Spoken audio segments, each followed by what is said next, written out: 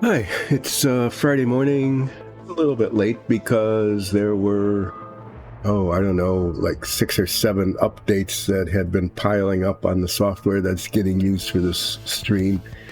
And ran those mostly yesterday, and they mostly worked. And then things mostly worked, but then didn't completely work, so I had to reboot, and that took a little longer because then there was another update during the reboot. So I'm just making excuses for being late, but they're good excuses because they have to do not with Dice and Dungeons, but with all the stuff that's being used to run this stuff. So let's see. It looks like the music is playing. Looks like the cameras are working. Chat is on. There we go. Okay. So you're looking at this. This looks like just a bunch of, little stovepipe kinds of things. But what I did yesterday was if you've been watching Submarine Wednesday, and I know everybody does because there's nothing better than Submarine Wednesday, you know that I've been working on the missile tubes. And there are 2, 4, 6, 8, 10, 12, 14, 16, including the special one with a little spring in it. And I said I was going to make a stand so that I could prime them, and I did. And it took me, maybe about 10 minutes total. Most of that time was getting the drill out and putting the drill away. So I basically just had to drill little holes, little holes in the wood and stick some balsa wood sticks in, found some that were the right size. And then I was able to prime these. And, I said that I spent a fair amount of time getting rid of the seams. You can still see them kind of, but let me just show you one, just to give you an example of how my sanding and filing actually made a difference. If you look at the top of this one, and you can see how initially they were not lined up, how like this is up that way compared to this one, and that created quite a ridge all along the side of the missile tube. But now you just see this ever so slight variation there where the ridge used to be. You can see a little bit of a seam there, I guess.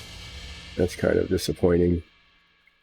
But for the most part, that effort paid off. And if I'm careful when I install these things, if I take the time to take a look at which orientation, I didn't quite get to the bottom there. So when I paint these yellow, I have to be a little careful. Just have to make sure I watch which orientation shows them off to their advantage. Yeah. So I was a little concerned about that. The primer's not quite even on the bottom. These things are all going to be painted glossy yellow. And I have some glossy yellow spray paint. And they have to be painted. So the next step is to use this stuff. These pieces here that I primed. I haven't tested the paint yet to see how well it covers and whether the color and the gloss are right or not. So I'm going to be spray painting these yellow. And then if everything looks okay, then I will be spray painting all these missile tubes. And then hopefully it didn't build up too much on them because they need to go through some holes in the deck. Yeah. And the clearance is pretty tight for some of these. I don't want to end up scraping the paint off and having to depaint these things, take the paint off and start over. Yeah, so the seams just didn't totally disappear. I'm a little disappointed in that. I don't want to spend a lot of time with filler on these things and doing more sanding. They definitely look better than if I hadn't taken the time to do sanding, but they're not perfect. So, I don't know. we'll display the model, as I said before, we'll display the model in dim light at a distance. And if we do it in dim light at a distance, then people won't see the flaws. See, like this one came out pretty well in the spots, but not always. Well, anyway, we're trying to achieve adequate submarineness, not perfection. Today, I'm going to be working on these flying demon things, and they have a name. Nicole told me what they are. I can't remember.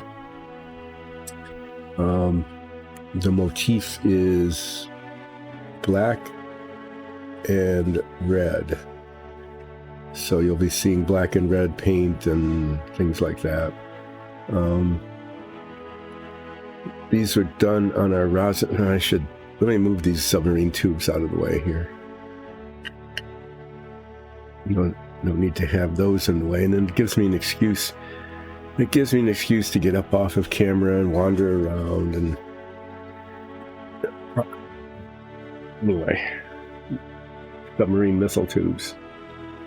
They are going here. I'm putting them over on that little bench over on the side, so if I get up and knock them down, then they'll scatter and probably shatter. So these are some sort of flying demon things. They're done on the rosin printer across the hall. There are some flaws in the print, like there's these little bits, just these little strings of extra plastic that sometimes show up between the feathers here. That's going to be a little distracting. I've tried in some cases to cut those off, and when I've done that in a couple of places, I've also managed to break the feathers, to which they were attached. So that wasn't good. So let's just say that these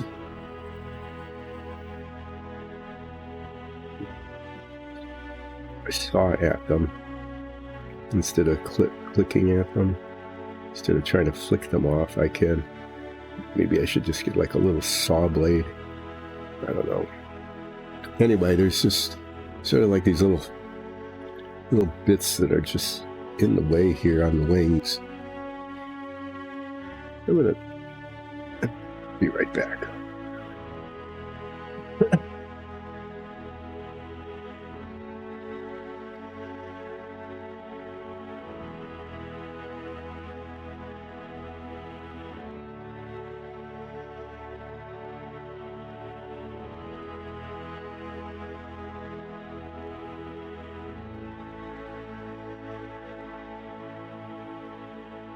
These little needle files that I've been using on the submarine quite a lot, thinking that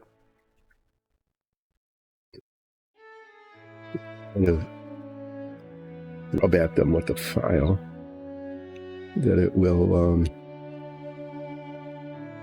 yeah.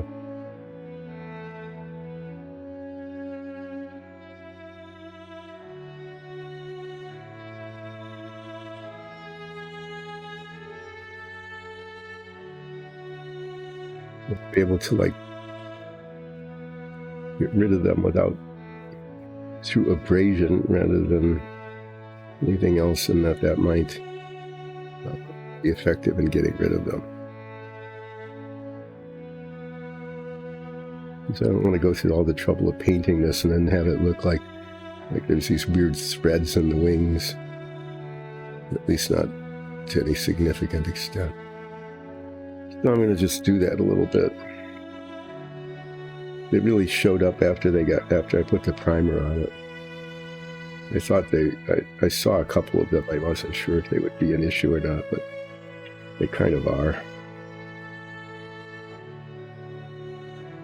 So this gives me something to do other than paint, because it's called relaxing painting with Dyson Dungeons, so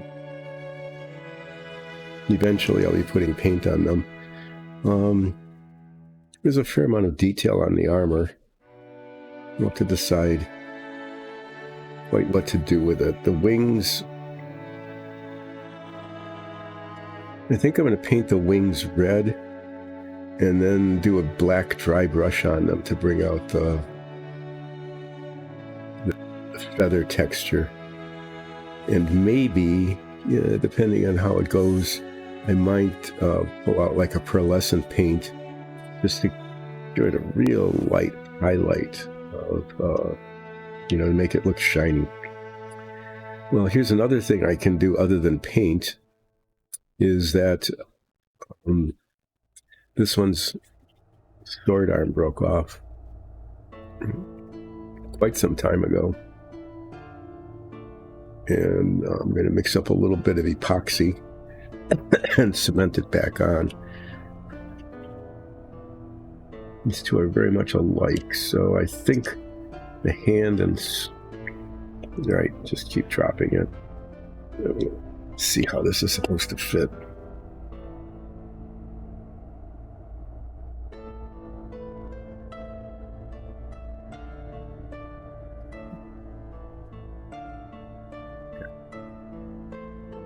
There's not much contact area there.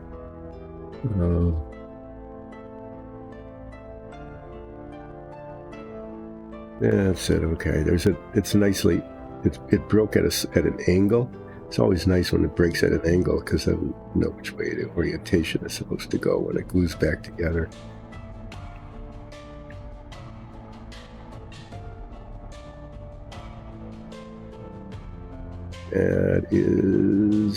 That's the fit right there. Rotation maybe.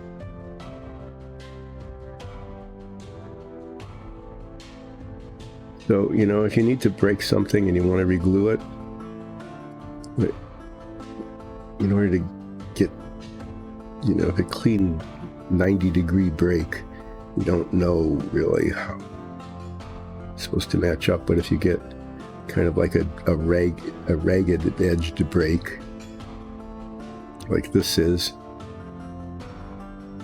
okay, you can see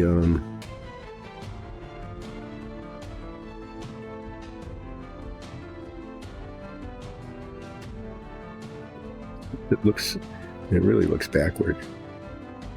Let me just keep rotating this and try to see how this is supposed to fit. Definitely fingers there.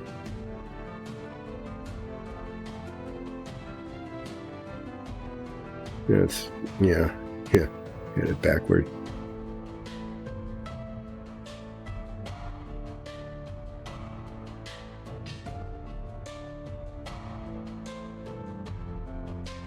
Yeah, that's it. There we go.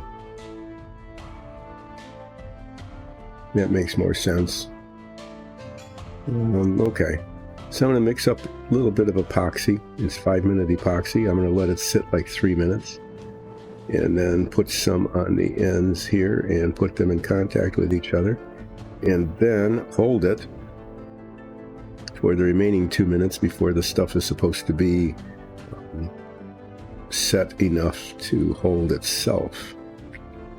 Okay, it doesn't cure completely in 5 minutes, but it cures enough so that the pieces adhere to themselves. They don't go oozing and flopping all over the place, or at least that's supposed to be the case.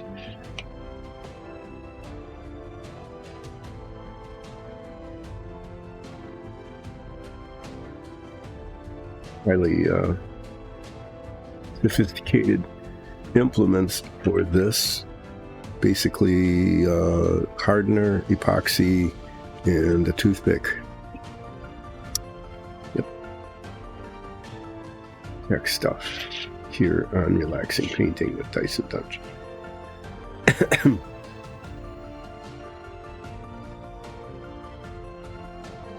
And it'd be kind of fun. I don't know if I can do that or not. Right. What I don't have a red wash. Okay. So what I was thinking of doing on the armor is using some of the metallics that I've got, like chainmail silver or something, for the main part of the armor, the chest piece and the skirt, you know. Maybe some of the pieces on the legs, and then putting like a semi-transparent wash over it.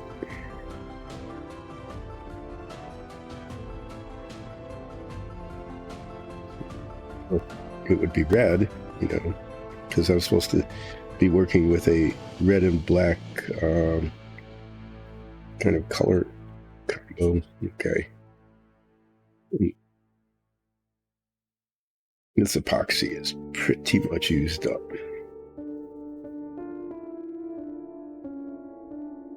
Got more of it. I thought there would be enough here to repair the sword arm.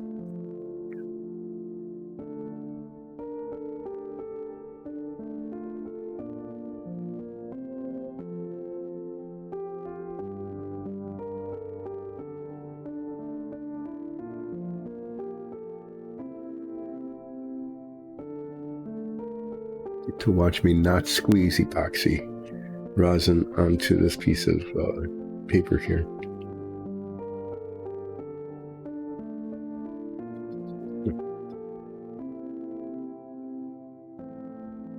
Oozing out under pressure.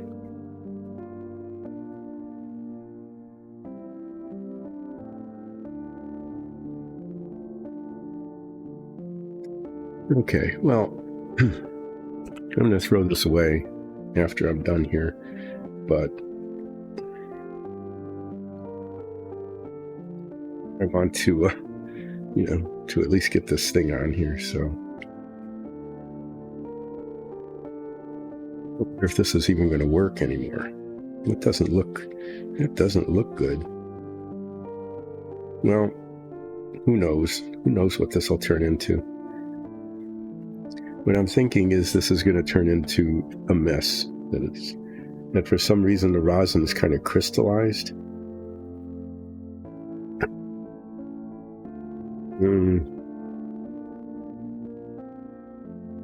I don't know if it's going to harden. It's looking like it's not going to work. The alternative, and I've used this with some success, is contact cement.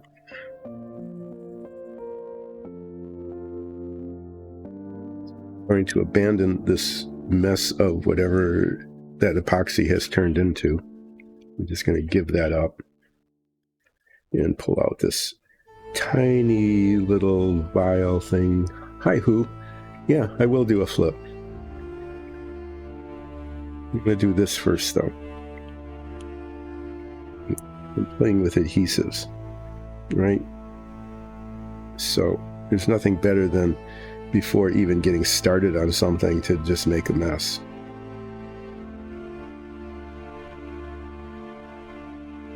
This epoxy, it probably will end up working anyway, but who knows. So this contact cement is pretty viscous. And the way it works is that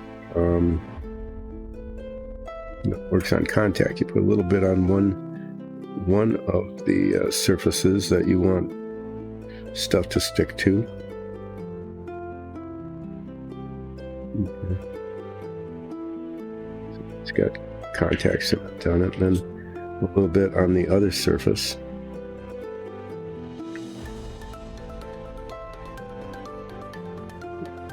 They sit there for just a little bit.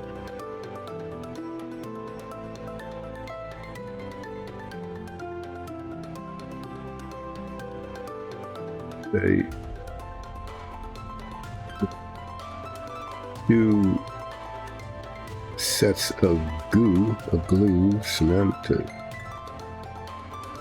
When they contact each other, they stick to each other. You know, there's a little bit of give yet, but it grabs right away. So it's kind of important to like get them lined up right.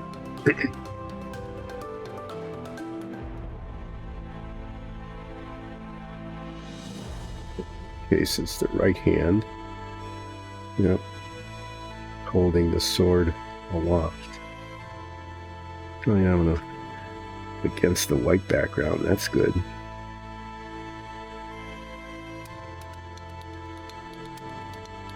Yeah, see, and they just grab right onto each other like that pretty nicely. It takes a while for it to set up, to cure, but it holds in place in the meantime, which is a nice feature. There we are. Okay, it's a matter of getting the pieces actually where they're supposed to be.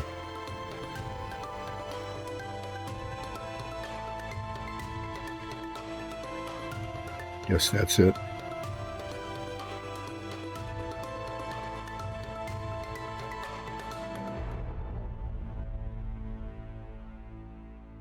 I should have my head magnifiers on. Actually,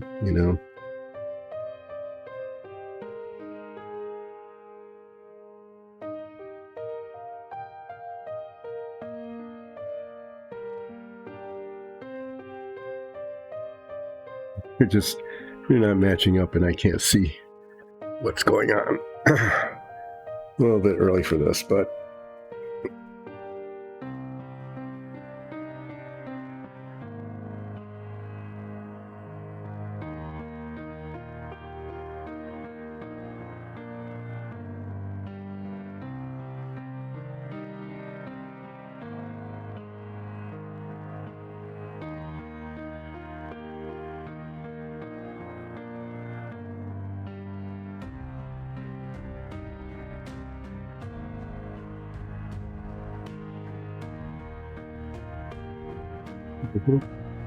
yeah, the pieces just aren't fitting very well. But maybe after it's painted it'll look okay. I don't know.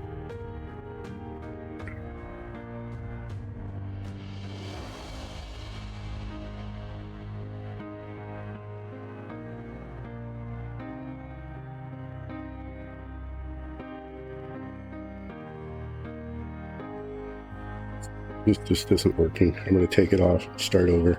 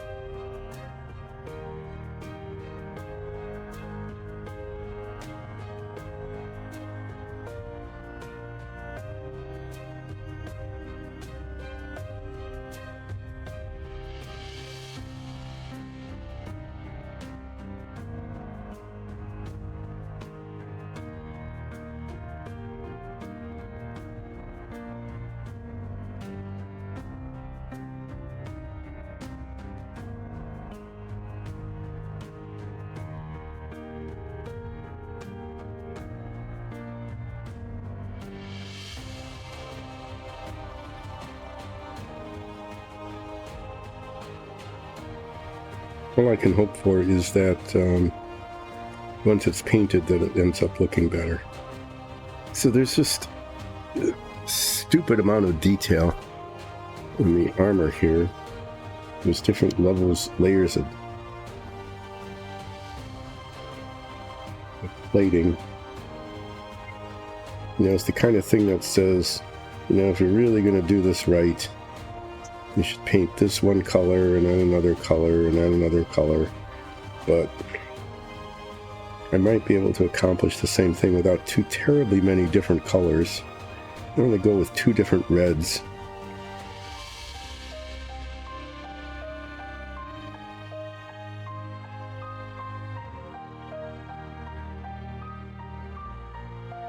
Yeah, I don't know.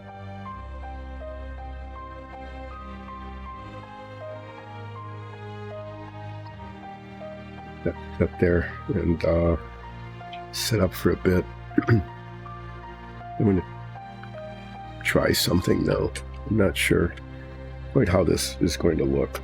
But like I said, I like to have a metallic look. I'd like it to be red metal. So what I'm going to do is a flip for who. I'm going to flip for who first.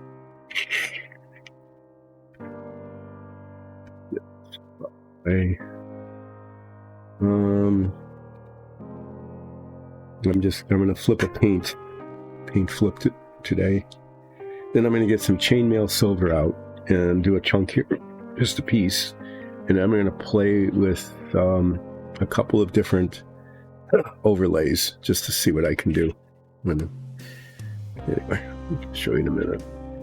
There's a don't paint, another don't paint, 3 don't paints, 3 to 1 against painting, 3 to 2, tied, 3-3, paint and don't paint. Okay, I put a lot of these paints away a while ago because they were just all over the place here. Yeah, so there. Chainmail silver. That's a good color. What's this one? Silver. Silver. Another silver. Gunmetal. Gunmetal might be good too. It's a little darker color.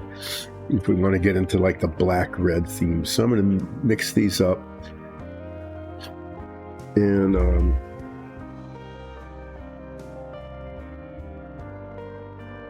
I'm just going to put a test swatch of each of these colors down here. And then we're going to watch paint dry.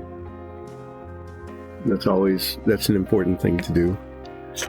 And the point of that is to get some sample base coat for the armor.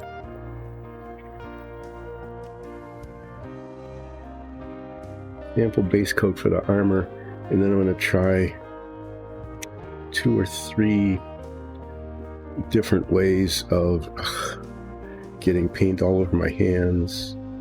That was one way to get paint all over my hands.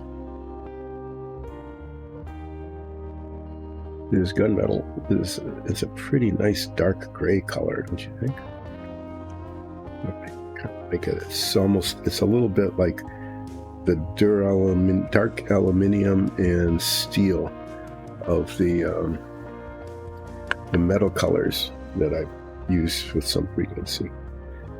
Except this is a little thicker because it's made for brushing, and those others are made for airbrushing.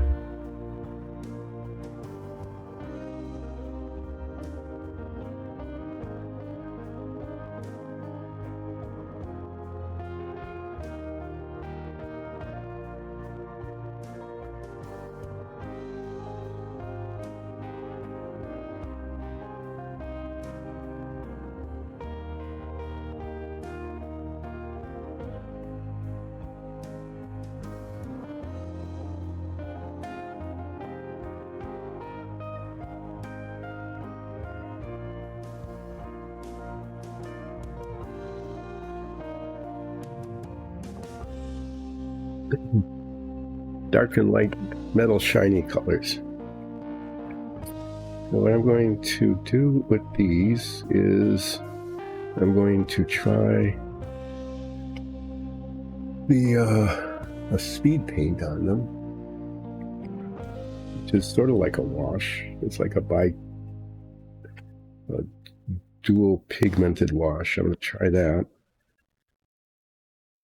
And I'm also going to try pearlescent.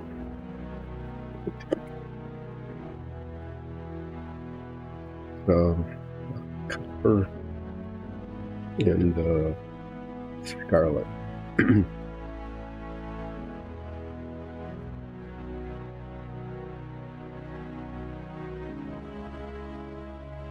Well, black pearlescent. You know, if I paint the wings red and use a black dry brush on them. Or should I paint them black with a red dry brush on them? Hmm.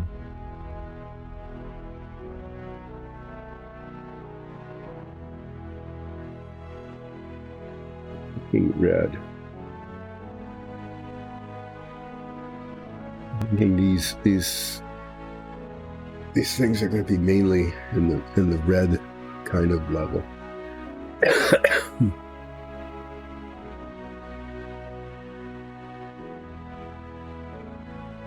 Dried nice and quickly. That's a professional painter way of knowing if the paint's dry, because if it's not dry, it gets all over your finger and you can get it onto other surfaces, like that. But there, anyway. Yeah, well, let's mix these up and see what happens. Yes, everyone here has some sort of nasal drainage thing going on in the house. It's true. I'm just getting over one. Nicole is just starting one. Alexis is, I don't know. I thought Alexis was over hers quite a while ago.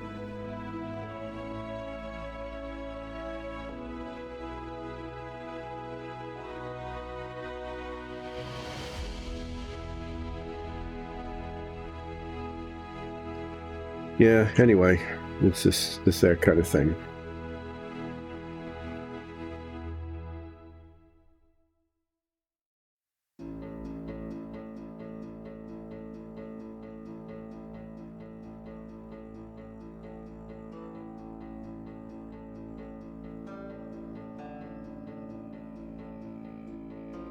Right, kind of like a dry brush over it.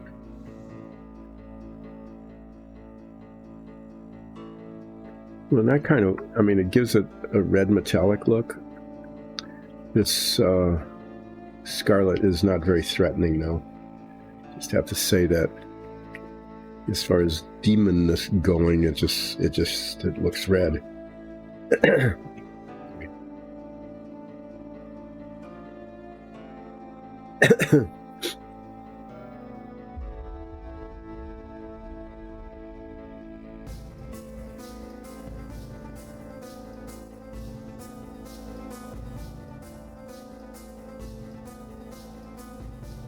Looks like rose red, kind of. So it's not the look we're looking for. It's not what we're looking for demonic armor. Let's see how copper looks on it.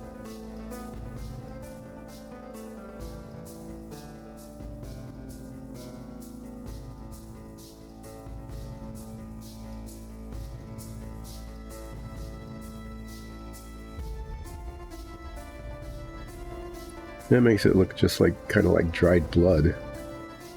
It's not an altogether bad look, but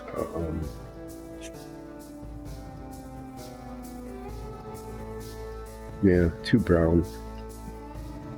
We'll see what the speed paint does.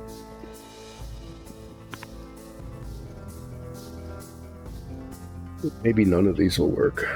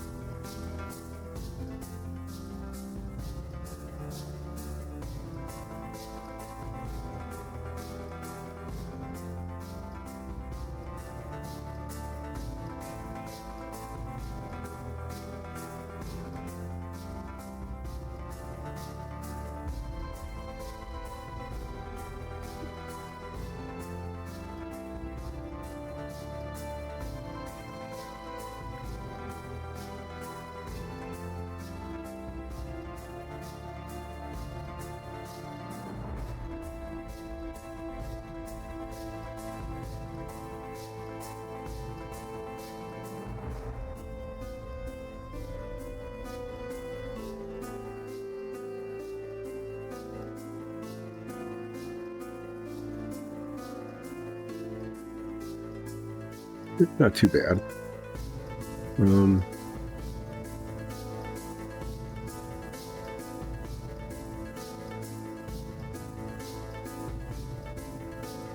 It keeps the metallic look. Okay. But it does make it red, which is not bad. So I think that's what I'm going to do, is I'm going to paint the armor. Primarily, I'm going to paint it primarily the chainmail silver, the lighter silver, because it comes through better. And I'm going to use the gunmetal with some darker accents on certain things, like maybe the knees or the boots or something. I'm not sure what. And then I'm going to give it a. I'm going to use the red speed paint on it to, you know, make it red metallic. That's not a bad thing. I'm going to just try this.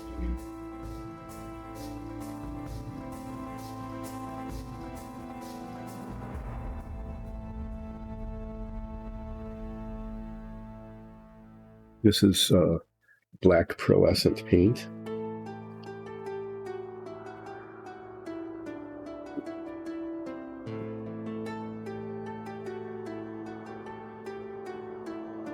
Yeah, I'm sure I'd end up using this, but I want to see what happens.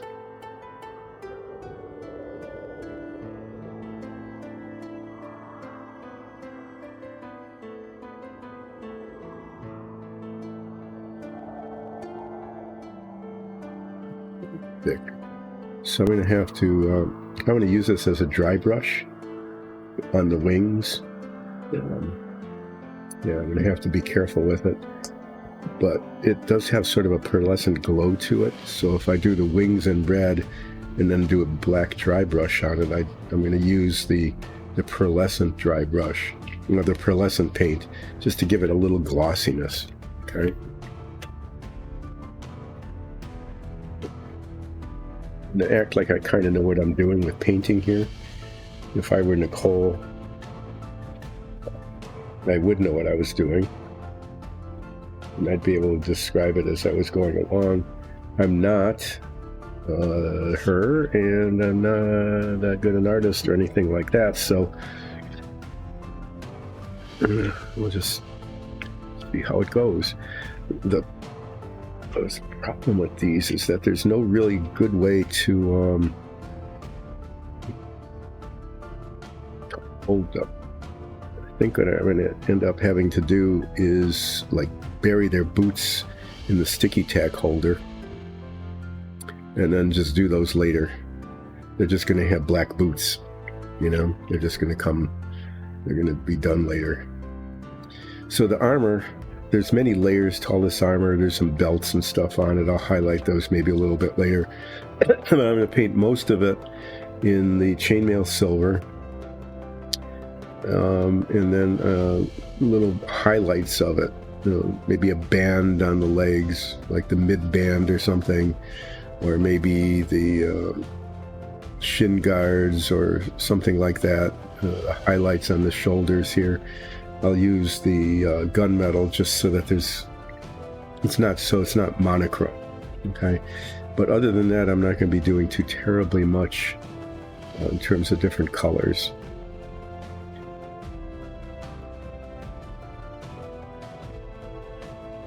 Yeah, there's that. Seeing a few more of these. Excuse me. Yeah, I know, just really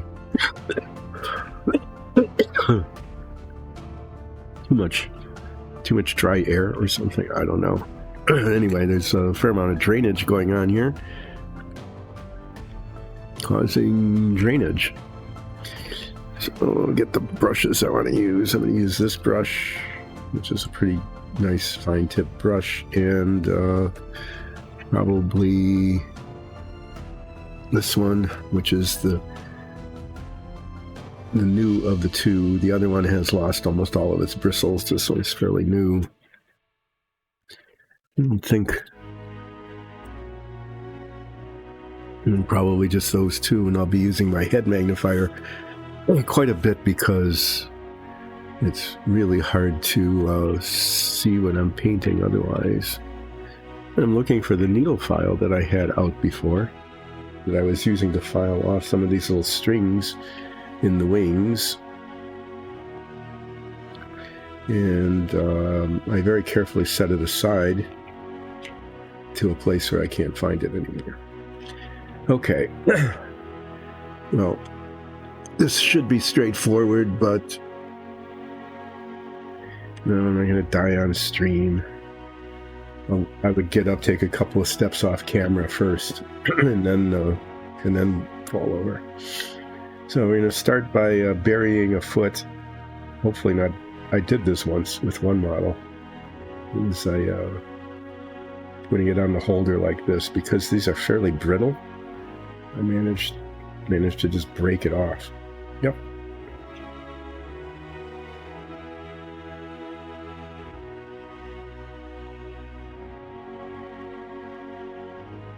There.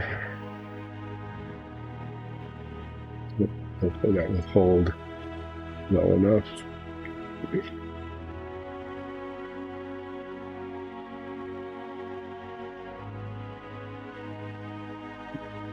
Put in here.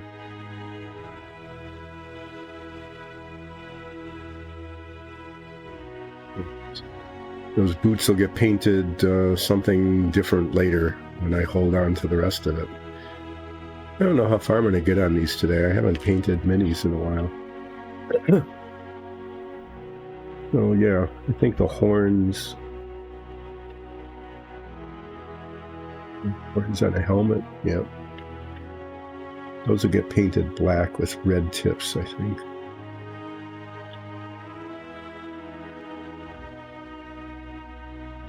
Well, anyway, I'm just going to use two colors on the armor.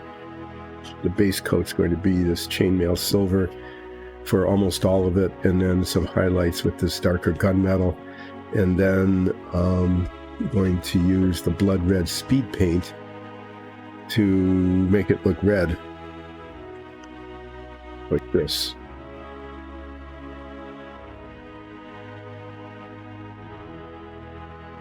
So it'll be red, it'll be metallic but red.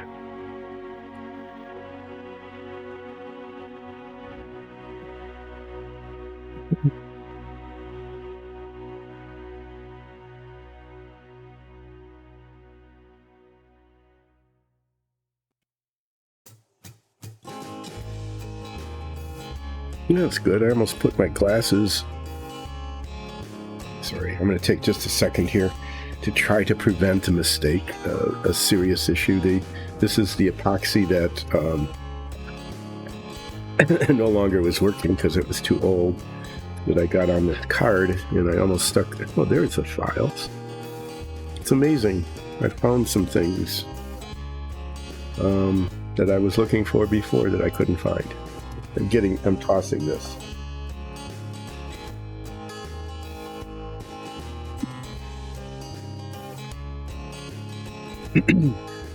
So the effort there was to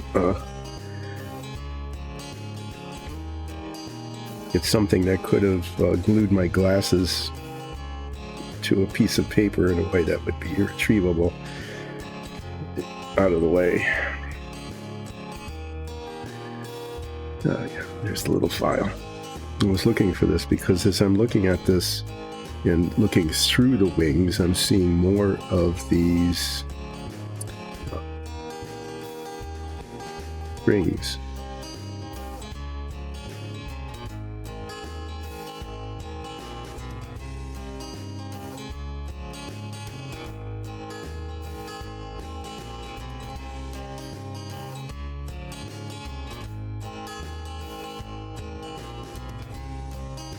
If these are ever used in our D&D campaign stream, those would have shown. Yeah, there's more, but they're not too bad.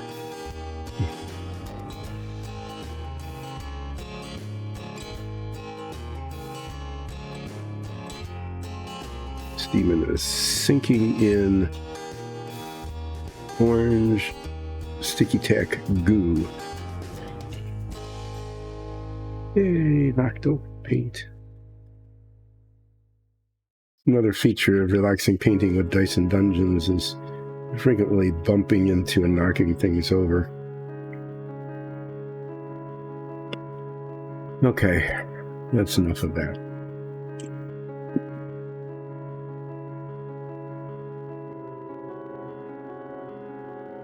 I am now going to start painting armor silver. And what I might do, actually I think what I'm going to do is I'm just going to paint all of it silver, rather than leaving some things unhighlighted, unpainted for the darker highlight. I'm going to paint all of it silver so that I know where it is. Sometimes it's really kind of hard to tell.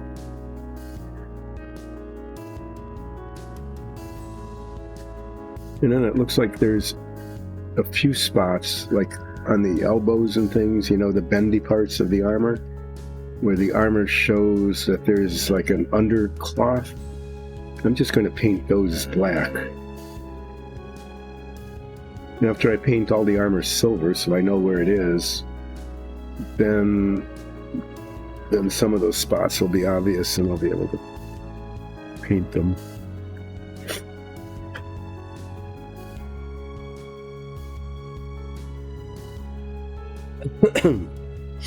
Well, anyway, here we go. Relaxing painting with Dice and Dungeons begins to apply paint. Go figure.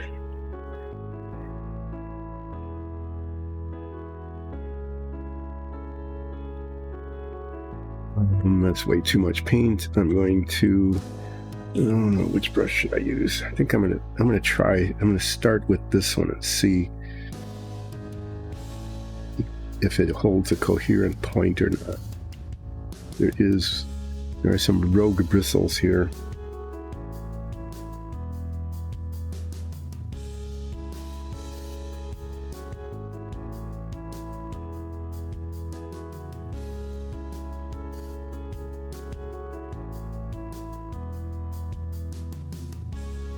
This is really shiny under the light from the head magnifier.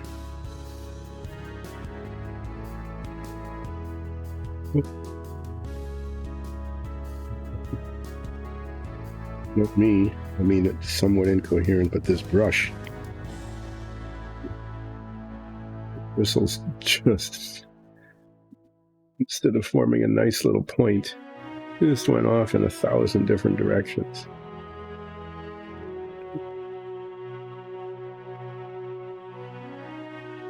Give it another go, and if it doesn't behave, then I'll go to the other brush. I wanted to use this one because it's a little bit bigger.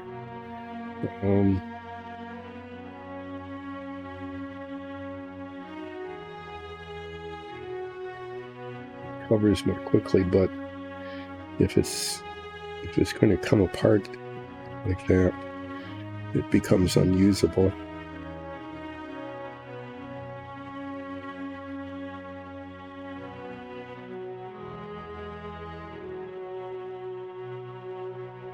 Yeah, just have to use it.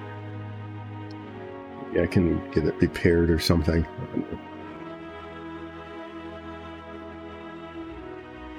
To get the bristles to cling to each other in a point.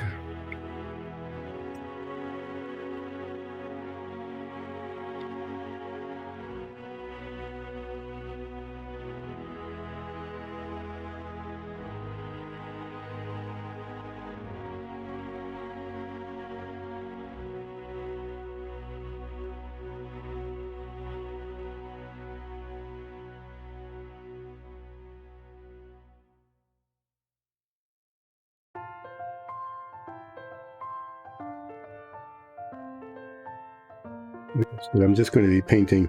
I'm going to paint everything that looks like armor silver, and then go back and do two things, like some of these spaces underneath here where it's not armor, but there's like an under cloth basically at the joints.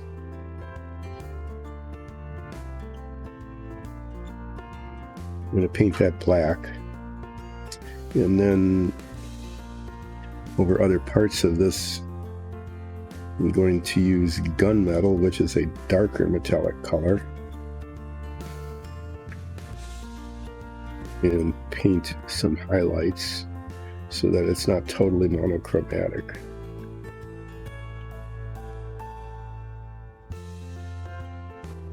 Get this to hold still.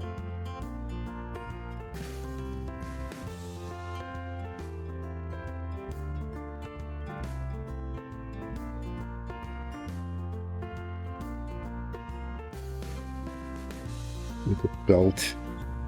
The belt will be painted something different. It's a whip.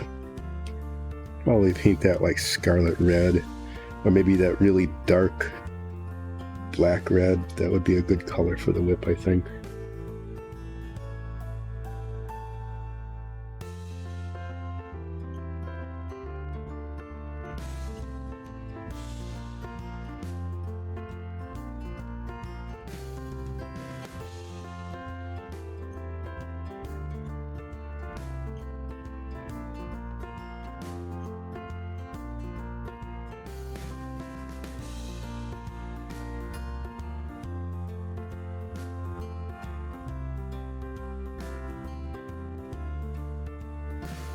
Anyway, as I'm doing this, we need something to talk about. We had a wonderful trip.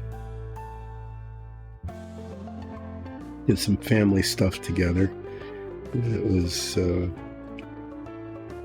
it's a cruise along the coast of Norway, believe it or not. We got to cruise above the Arctic Circle, saw the Northern Lights, went through some fjords, did the whole, the Norway scenic cruise thing. It was beautiful.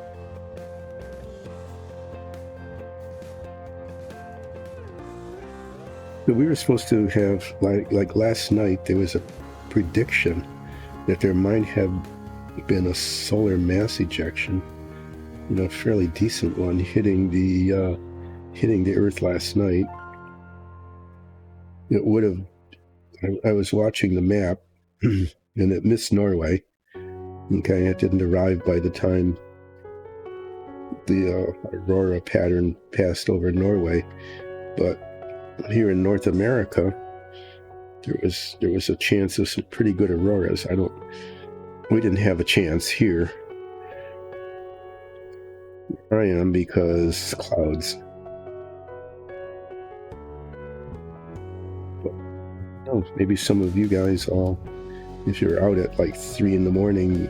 this morning, might have had a chance to see a decent aurora, even as far south as the Midwest. North and South Dakota, that kind of thing, Minnesota, the more northerly places.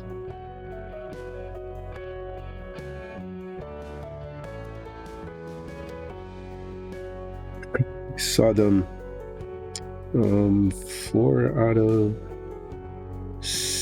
the first 7 nights, and they were pretty good.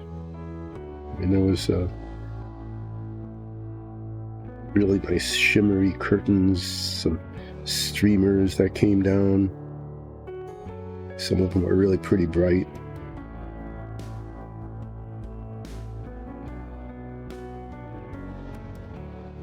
Decorative stuff going on there, and that are part of the arbor. When we were the furthest north that we went, we actually, there were like 3 curtains of them. What I mean by that is that the auroras are kind of like curtains across the sky that kind of ripple, like wavy curtains waving in a breeze, kind of. And there were 3 of them simultaneously. It was really pretty impressive. It was very nice. So that was a high point. younger members of the family, that is, everyone other than my wife and I, went dog sledding. They had a fun time doing that.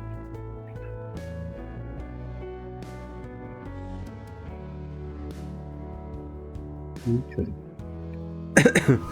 Well, if nothing else, as the silver paint goes on,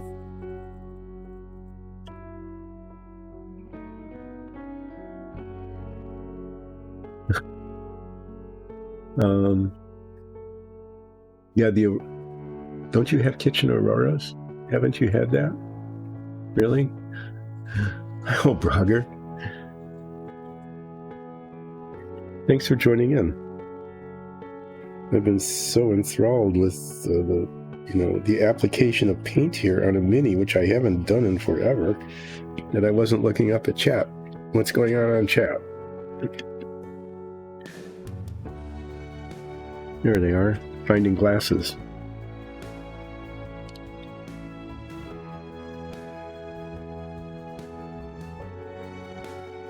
You gifted a sub to Medicinal Shy Guy. Well, thank you, O'Brogger. That's a very nice holiday gift.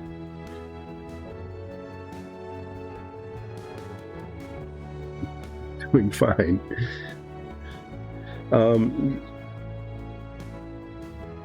Yes, Aurora Borealis at this time of the year. It happens at night. No, it happened at night.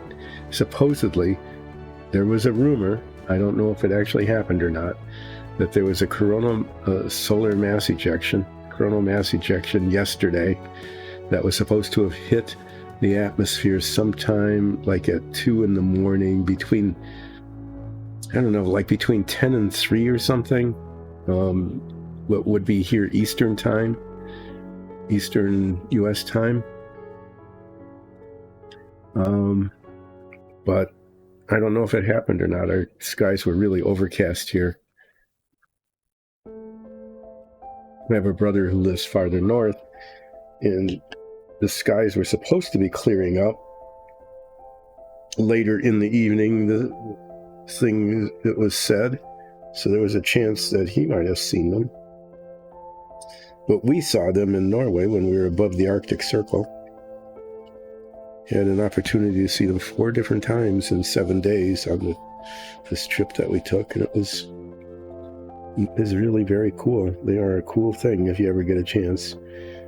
Well, Braga, you probably get a chance to see them, don't you?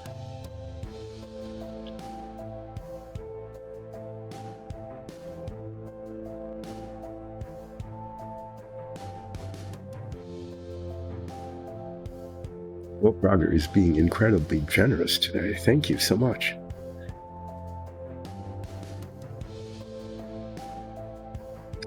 Let me see, yeah. I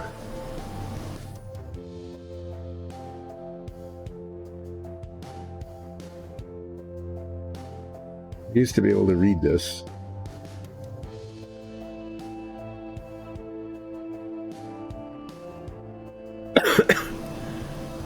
Oh, you're outside. Okay, outside of Oslo. We were just in Oslo last week, on the tail end of our Norwegian cruise. Thank you, old Brogger. That was really amazing. Too much light pollution. Oh, that's too bad. Yeah, when we were on the cruise, we had some really nice dark evenings, and so they were very bright. Okay, I'm kind of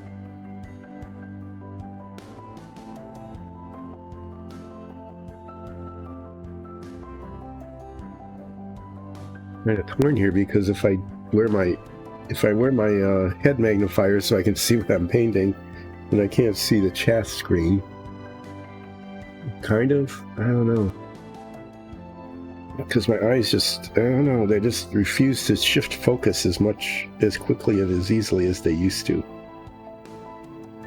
But I'm just going to keep painting silver paint on this thing, and then after I make everything that looks like armor silver, I'm going to paint some of it a darker silver to give it, you know, a little bit of variation in color. There's a couple of spots where it looks like, you know, there's openings in the armor, like, you know, at the joints, the elbows and the knees and things. I'm going to give that a little bit of black paint, just so you could see that they're there. Okay. And then I'm going to use the red speed paint and go over all the armor. Once I've, you know, made it different colors. And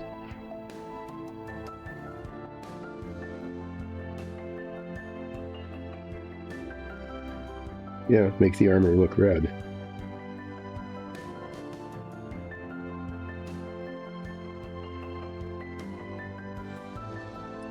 And the wings, these are supposed to be demons of some sort. The wings are going to get painted red. And then I'm going to use black pearlescent paint, hopefully as kind of like a dry brush technique, which I am not very good at, to give them some, you know, textural kind of look.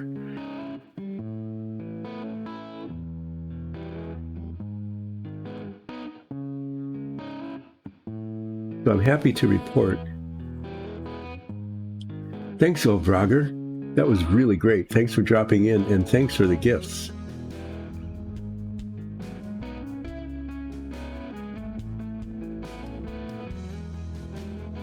Really appreciate it. You are a tremendous supporter of Dice and Dungeons.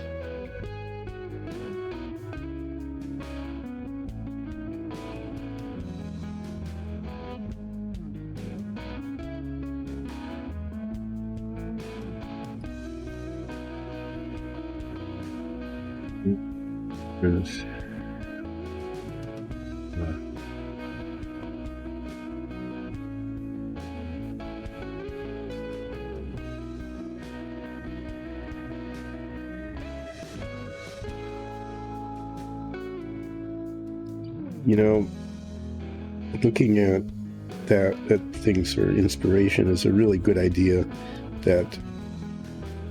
It's a really good idea that I hardly ever apply to what I'm doing. When I'm painting a model of something that's specific, you know, like I'm told this is this sort of creature, and this sort of creature has this sort of, you know, color scheme. Ask for a picture, but for the most part I have no clue what I'm doing, and I just plunge ahead and do it anyway. Okay, well, this one's got a lot of silver on it now.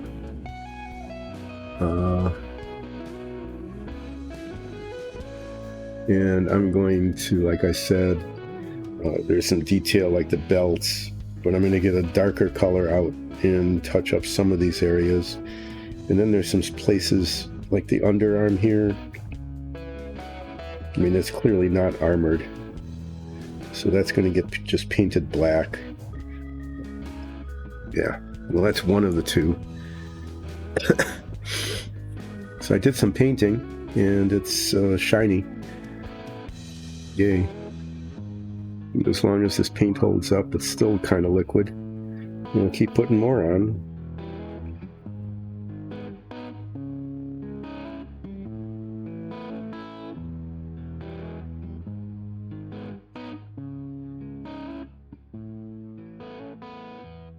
There's some sort of demon creature. I wonder what color their flesh tone is supposed to be. Guess I don't need to worry about that right now. I'll worry about it. Like I'll ask. Oh, that's not good. Okay. Right there on the neck is one of those little string things from the molding process, and that really needs to come out there. Oh, it came right out. Huh. That was kind of a shock.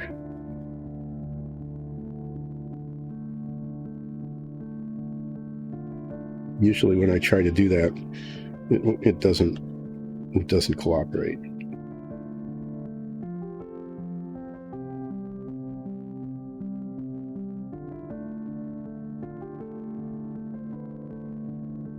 I don't know if these are supposed to be like fiery skinned demons, or whether they're supposed to be like really pale skinned demons, but the hands and the face show.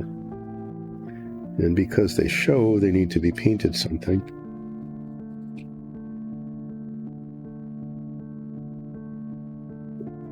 Get some advice about what color those are supposed to become.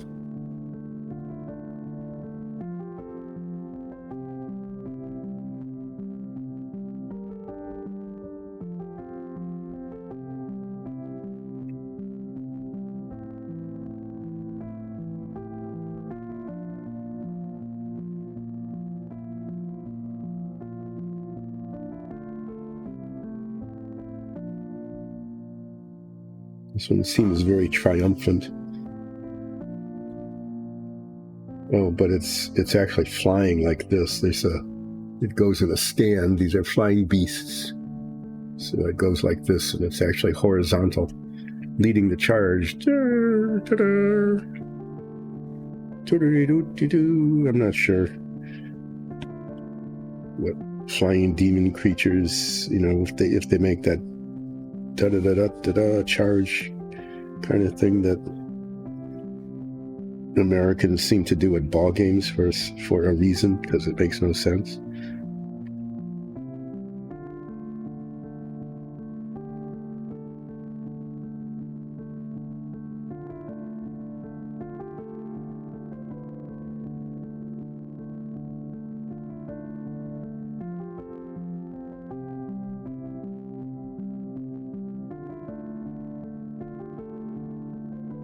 Interesting to me how different things look under magnification than they do without magnification. Okay, with tired old eyes.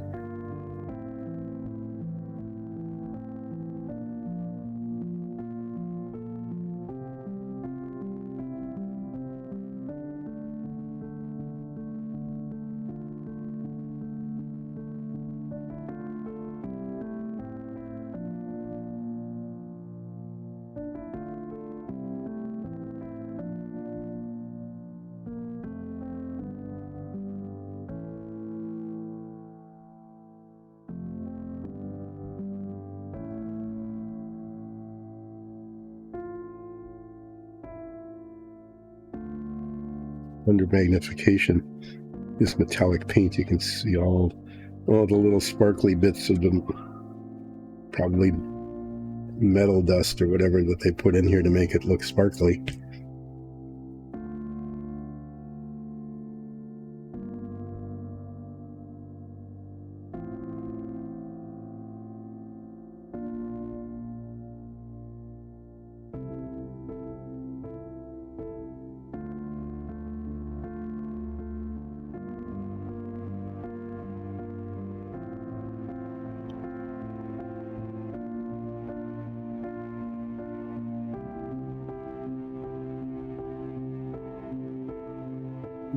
I'm just rotating this, trying kind of hard not to miss too many spots.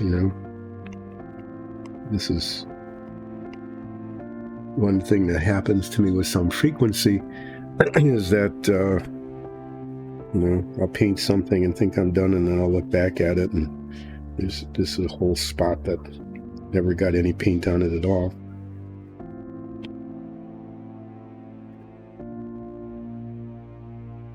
Got to have those here.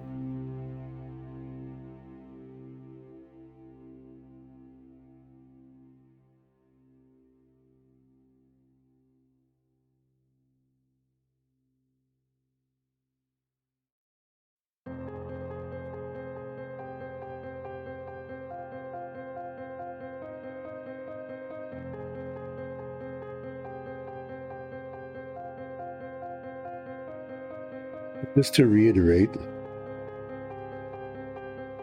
And to remind myself what I'm doing is I'm painting all the armor that's visible on this one.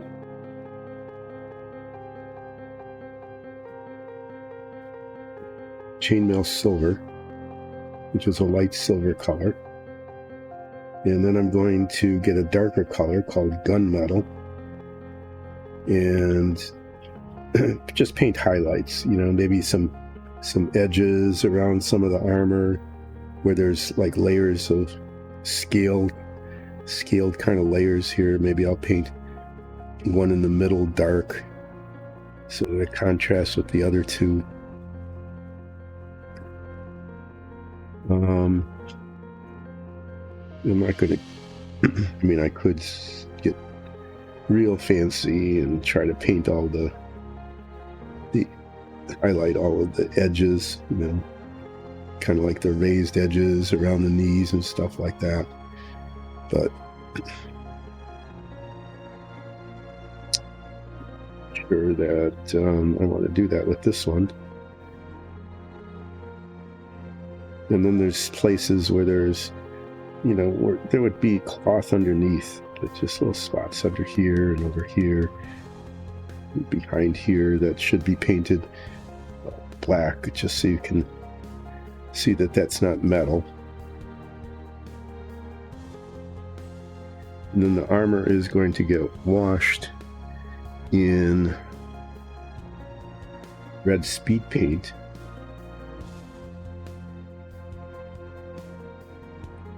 Really light wash. And what that will do, I'm not sure if that's part of the armor here.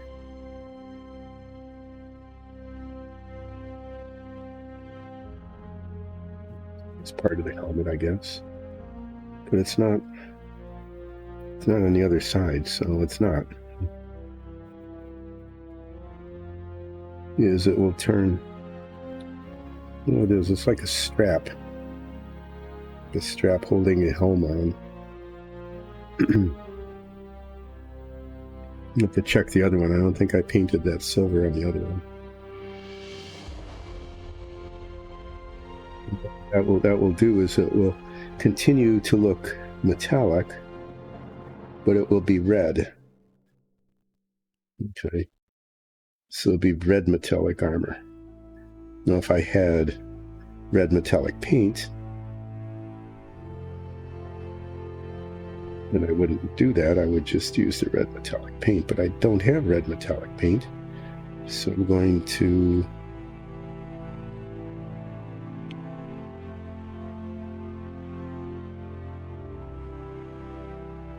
metallic look red by putting a translucent red color over.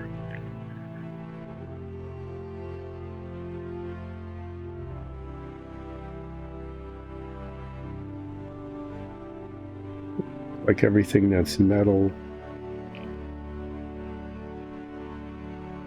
silver, so maybe there.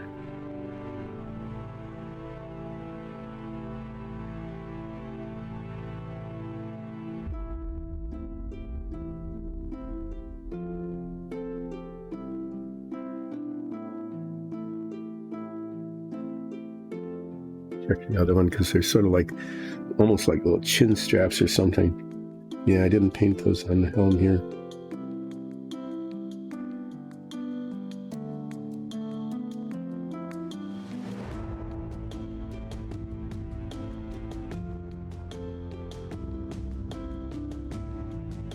The really detailed one.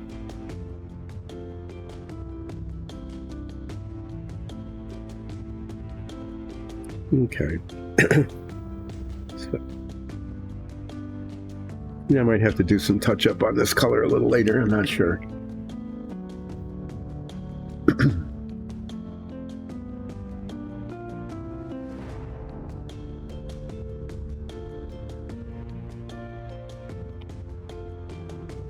These for just a second.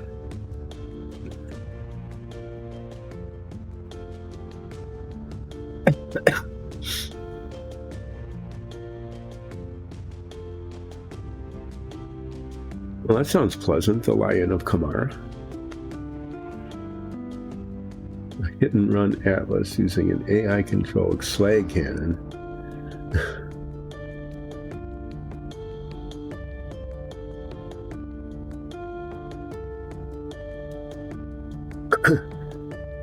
So this is this Lancer mech. This must be a model that you're using, that you're putting together.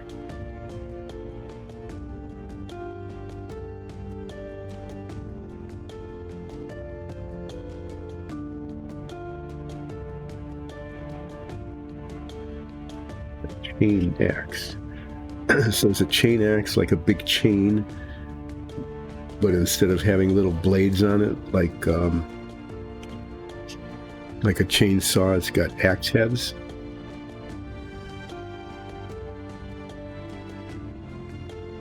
That's a pretty vicious weapon.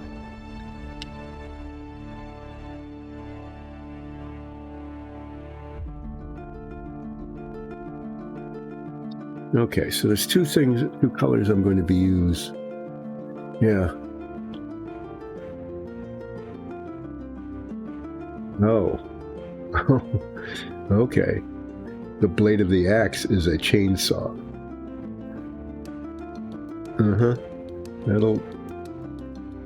That's an interesting combination. I have not seen that before.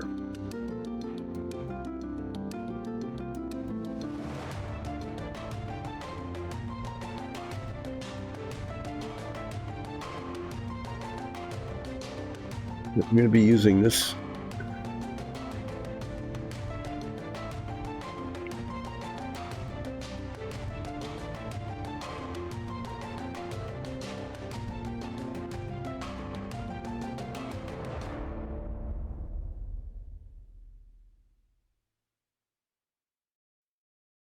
So as your chain saw axe saw chaining the armor of the other mechs, what are the other mechs attempting to do to you?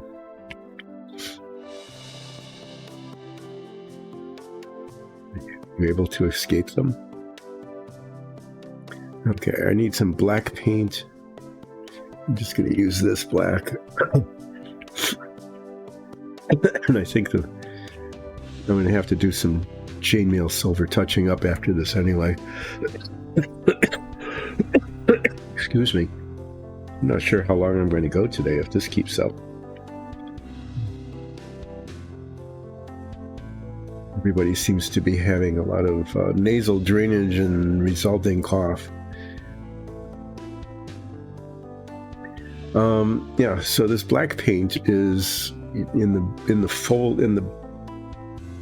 parts of the armor that bend. It's pretty clear that there's some spaces underneath the metal, and I'm going to just make some effort at detailing by painting that black, so it would look like, like there's a heavy woolen undergarment or something underneath the armor. Okay, rather than just leaving it silver. So there isn't very much of it, and I need to do it with a very fine pointed brush, so I'm going to. And I'll see how I do. And if it gets up onto the part that's already painted silver, then I'll have to come back and repaint it. But I might end up having to do some repainting anyway after I put the chainmail silver on. Because sometimes it goes where I want it to go, and sometimes it just, doesn't.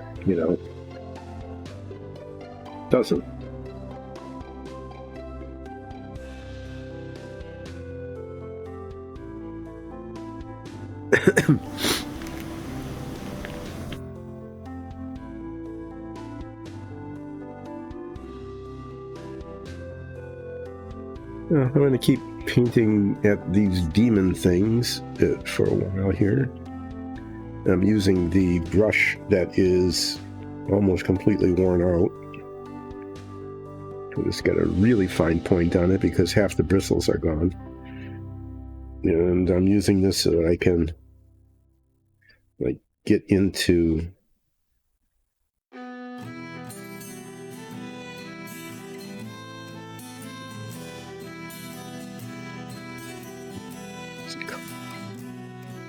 This goes on a little shiny,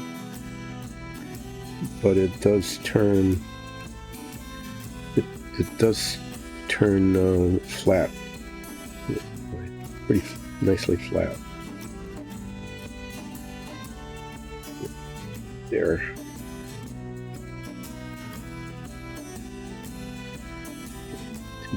Paint.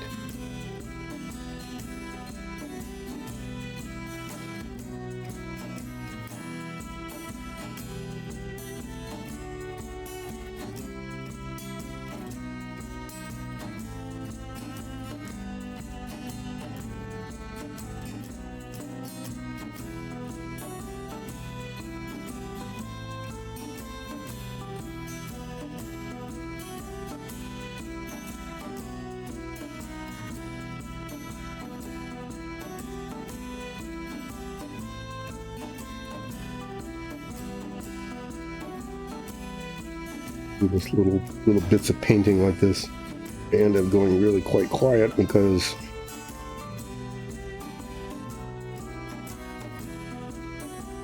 it takes all of my focus to put little dots of paint on things.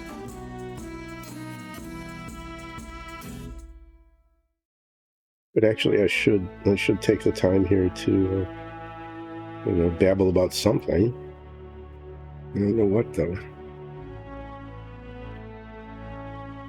It's been that way for the last several streams, as I have not been able to come up with good gibberish to talk about.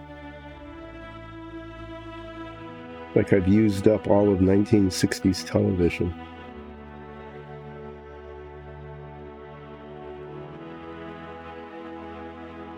Well, maybe. I talked about Westerns for a while. Everything was a Western. For some time on TV. And then I started getting these sort of like detectives shows. There were some really good ones. It was Peter Gunn. I remember Peter Gunn. I don't remember much about the show, but it had great theme music. Which I will not da-da-da-da-da-da-da for you any much more than that. But if you're not familiar with the theme music for the Peter Gunn television show, you should, I don't know, whatever you do, look it up, listen it up on YouTube or something. I think it was one of those Henry Mancini things. Henry Mancini did an awful lot of kind of commercial music, but it was really fun and to listen to.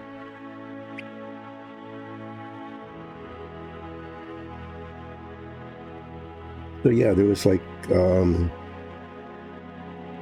Peter Gunn, Perry Mason.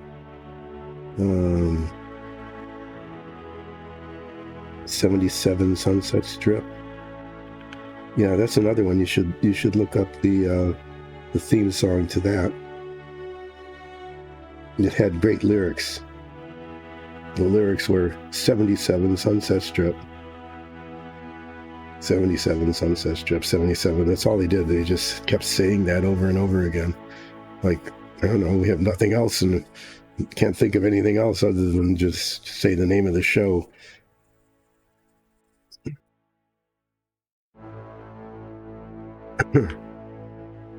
So some of them had pretty lame theme songs. All the shows then had some sort of theme song music. And I think that was, because you weren't glued to the TV constantly. You might be off like doing something useful, like washing dishes, which was a thing then. People had to wash dishes. Dishwashers were pretty uncommon. So dishwashers were pretty much your left hand and your right hand, right? And it was a dishwasher, and dish dryer was a dish towel in one of your hands.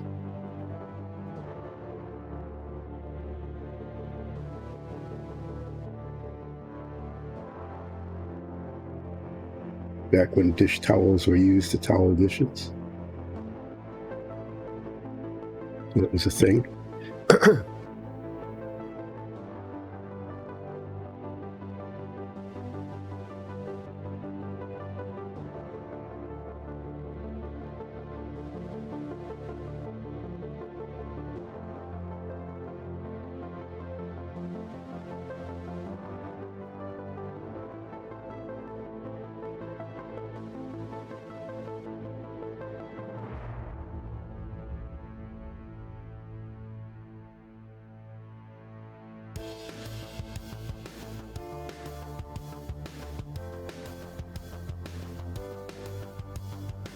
I have to read that in a little more detail after I finish painting these little bits of black paint on this. I'm not familiar with necklines. It's kind of interesting hearing about it.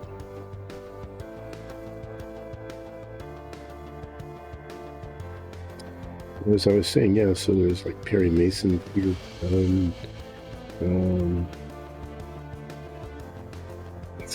Some TV shows where everything was derivative, something new would come on and the other networks, having no creative thoughts of their own, say, oh, that show caught on, let's do a show just like that show.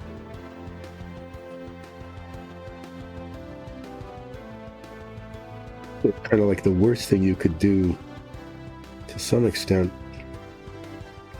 was like a new kind of show, because the next thing you knew, that's all there was that kind of show. So everything was a Western until it wasn't, and then everything was a detective show. And then doctor shows, physician shows showed up for a while. There was Ben Casey and Dr. Kildare. I think there was probably a third one.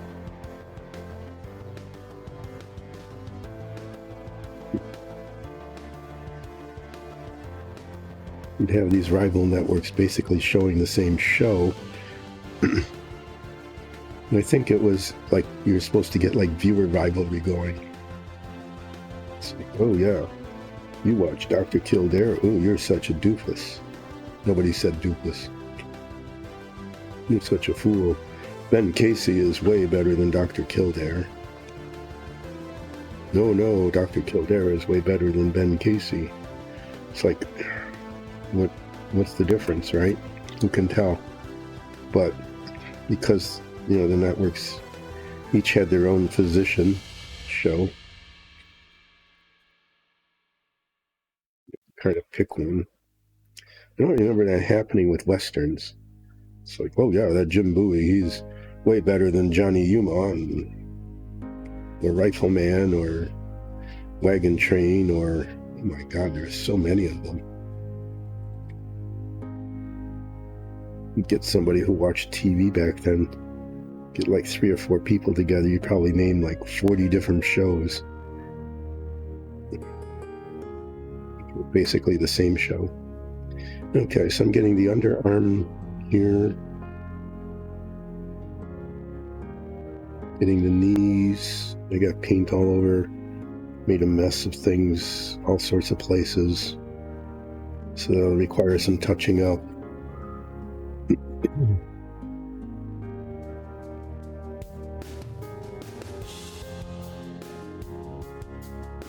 Here.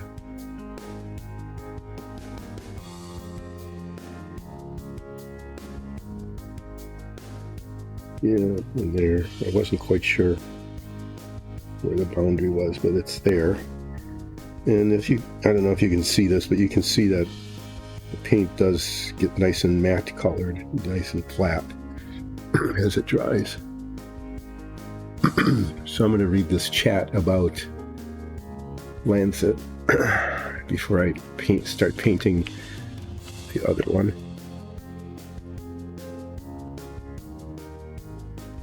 Snipe, grapple, knock, hack, nanites. You get attacked with nanites.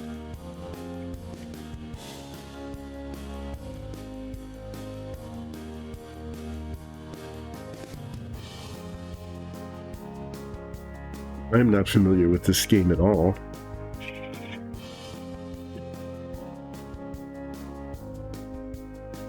Bouncing off the terrain, that sounds like a lot of fun. But also really complicated. How many players are playing all at once? You know, like, and you like play in teams? Do you just play solo against a multitude of other people, other mechs?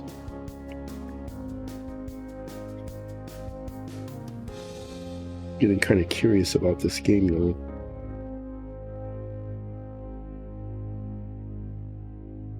You each, do custom design work then?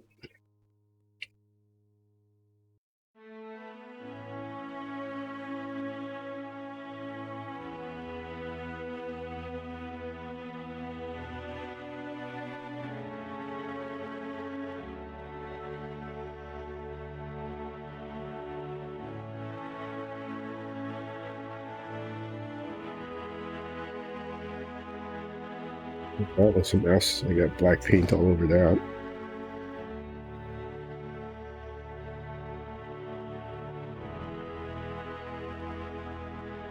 I'd been able to see what this armor situation was like before I dove too far into it. I probably would have painted the under part here, but where I'm putting the black paint on, I would have done that first because I'm getting it up onto the surface of parts that I'd already painted. But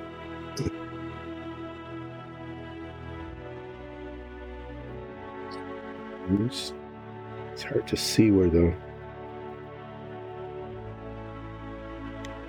boundaries of the armor are on this arm.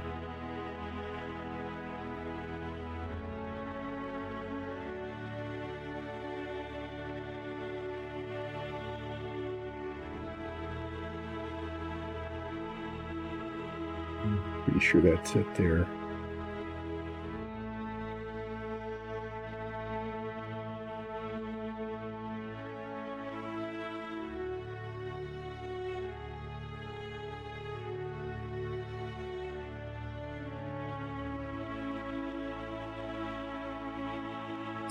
As I said, I'm going to be painting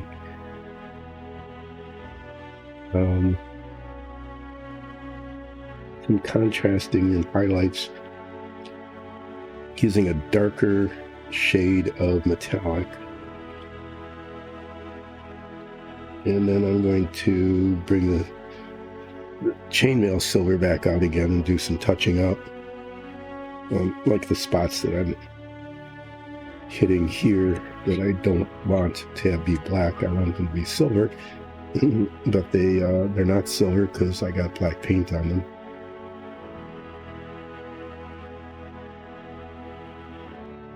It's not too much. The touch-up won't be real difficult, but it's, there's always some of it. Because of the inaccuracy of the application of the paint.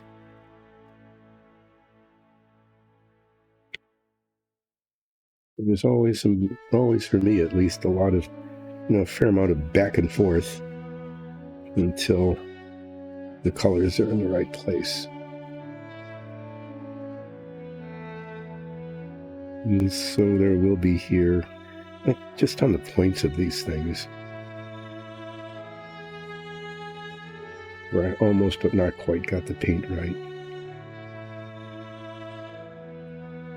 Okay, so there's that, and I need to do around the knees.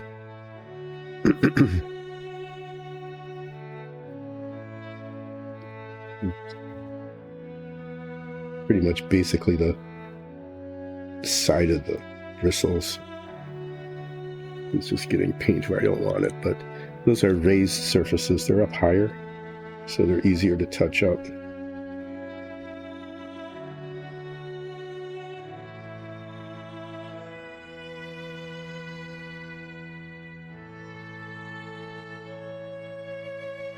I'm considering clear this an approximation here. I'm getting the paint approximately where I want it.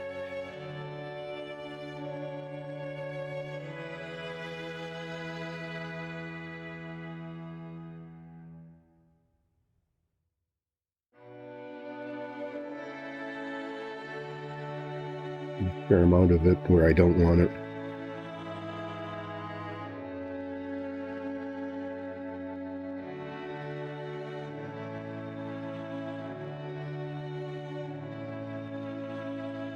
And it's weird. It's like every little, I see what's happening is the bristles are so short here that the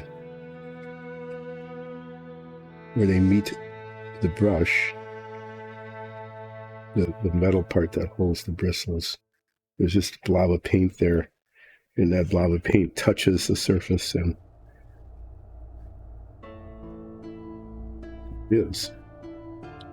See, like that went okay, but then up above it, it wasn't.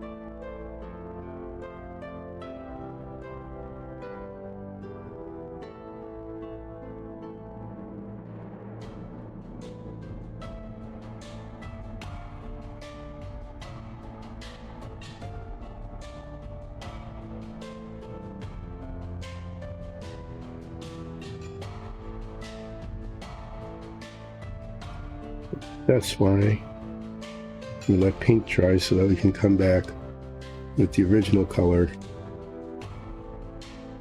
and repaint spots that need touching up. Look at that, blobs there. When I painted under the arm here, and there's a big spot that got missed. I managed to get blobs of paint right there. It was messy. So this is going on, I'd say, messy. It's not.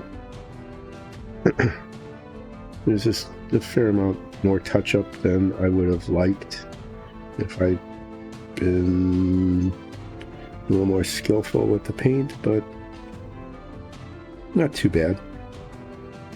I mean, in the sense that at least I know what color should go where.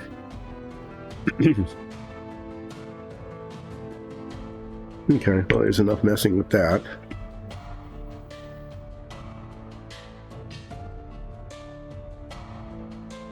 I'm going to look at chat here for a bit and then take a break. And then after break, I'm going to come back and do the chainmail silver, the darker color, on various and sundry places on the armor. I'm not sure where. I'll just pick them out as I go. Pick those out as I go and put some highlights on the armor. Oh, this is sad. Look at it. Yeah. Sticky tack isn't holding. It's just falling over.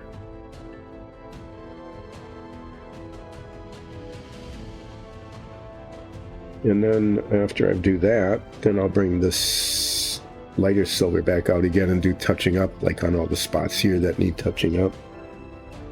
Because there are a bunch. Is that something?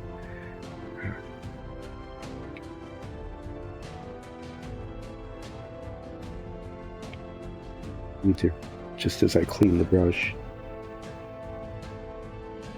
just seeing that the paint either didn't cover, or didn't go where I wanted it to.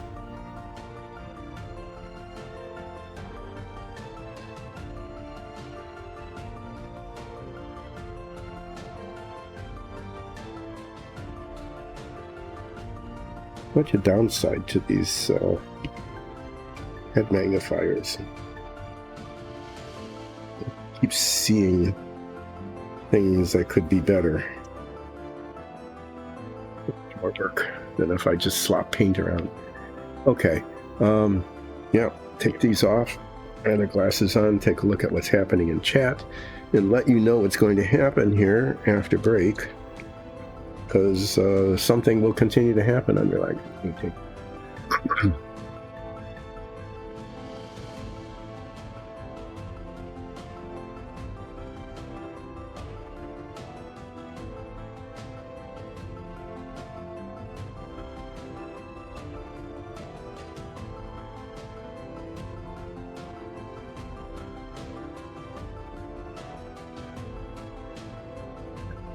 Well, another game to play. Maybe Dice and Dungeons will give it a try.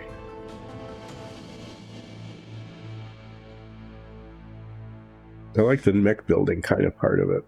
I mean, I think that would be really kind of fun, is to, you know, have more, not more complex maybe, but yeah, more complex character building.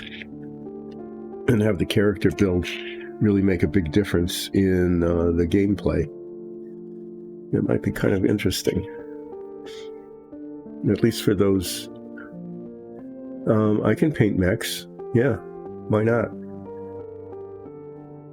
I'm pretty good at, you know, as you can see with metallics, you know, and color highlights. We need to, oh, sorry. Eyes are all itchy. Yeah, we'll talk to Alexa, see if we can get some printed, just to do it, just to give it a try.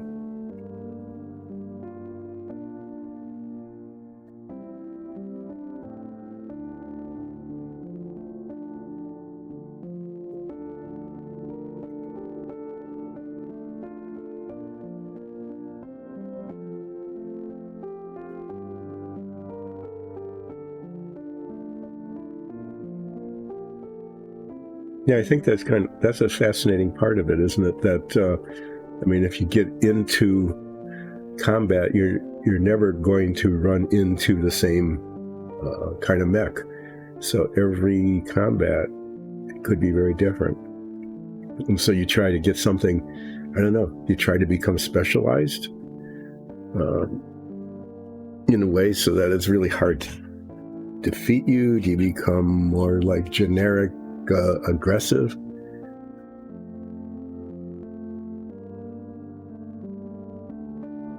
Yeah, a little too much into it. That is very true. Way too much into it sometimes for like a regular D&D game.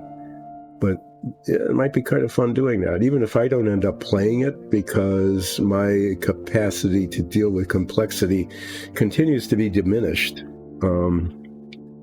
as people around me know. That doesn't mean, you know, I'm becoming demented or anything. It just means that I can't have too many things going on at once. You know, multitasking kind of thing is a little more diminished. But I would have fun actually painting your mechs. I'd do that for you. I am looking for this color, black red. I'm going to be using this for some of the, like the whip and the belt. I don't want to deal with too many colors on this thing, but yeah, it's a good, really dark red color, and will, like the whip here, you know, there isn't too much of it, but I want that to be dark. And I'm probably going to paint, yeah, I am. I'm going to paint the whips before I do the silver touch-up, because they touch, okay? And so like here, if I paint that whip part, there's some possibility that I'll get the red paint on the silver, and then it'll have to be touched up. So I'm going to paint like the whips and the belts this dark red color before I start doing the chainmail even. Not the chainmail, the gunmetal. I'm going to do that even before that.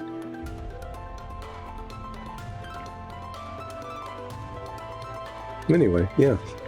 that'll be a thing to do. I'm going to be taking a break. I will be back in about a half hour. I usually say that. I usually say about a half hour, and it usually turns out to be like 35 minutes. Maybe I'll be on time. I usually say that too. Maybe I'll be on time. Maybe not. Usually not. But I will be back, and after I get back, I'm going to be painting the whip and maybe the belts. I don't know if there's anything else. I'll be painting this dark red color. Probably not. And then I'm going to be painting some highlights on the armor with this darker gray, this darker silver color. And then I am going to, if I get brave, I'm going to pull out the red speed paint and speed paint all the armor, which at that point should be pretty straightforward. I don't have to worry about, I'm just going to get the speed paint on all of it. You know, so that should go pretty quickly. Even if I get some on the dark red whip, it'll be fine. So yeah, dark whip and belt.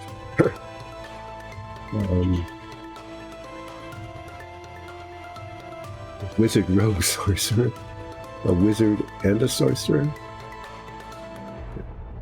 Wow. Okay. Yeah. So you really do allow multi-classing.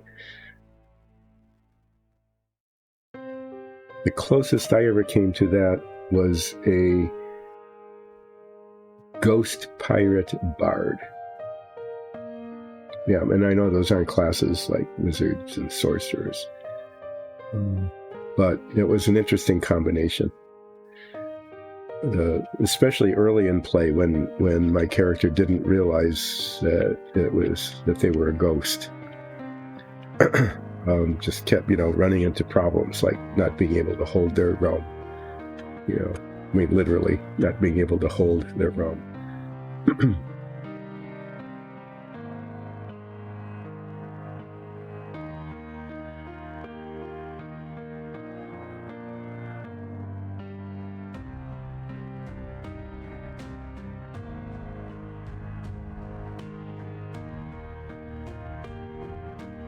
You guys continue your conversation in chat. I'm going to take a break because I do need to take a break. I might try to take some sort of like antihistamine or something to stop this from happening. I'm going to be back applying one color here.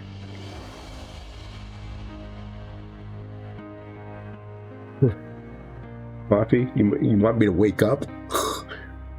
A couple of colors and a wash, and then I'm going to start painting the wings. And I think I promised I was going to paint the wings red with like a black dry brush on them. Anyway, these guys are coming along. I'll have to ask what about skin tone, and oh yeah, they've got swords too. I'll wait for those at the end. We'll paint those last. Anyway, I will be back in about a half an hour. So thanks so far, and please stay or come back and see you right after break.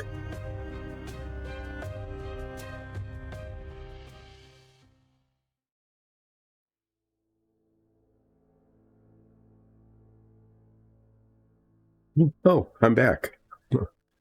I pushed the button, but I didn't look up. There we go. Yeah, I'm going to put paint on stuff here because this is relaxing painting with Dice and Dungeons. I have a plan, and the plan is to paint the whips on these demon things. This really dark red color. Yeah, I am back. Am I feeling better? No, not really. I'm going to paint this whip on this one. And then I'm going to do some darker highlights, and then I'm going to put red wash on all of that, and then paint the wings. No, touch up first. I have to do touching up in between there because the paint doesn't always go where I want it to go. So I have some hot tea here.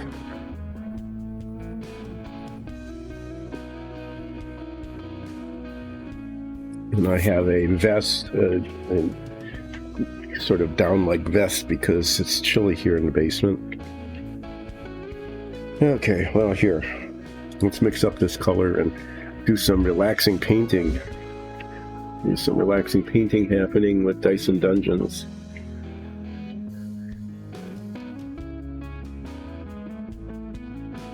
So yeah, I was saying that, in the 1960s and especially changed over from like being all westerns, especially in the 50s and the early 60s, to these detective kind of shows. And they gave rise to later things like the Rockford Files and stuff, but the early ones were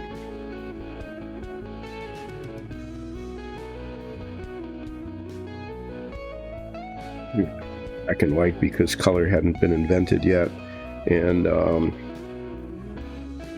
some of them had really good theme music and some didn't.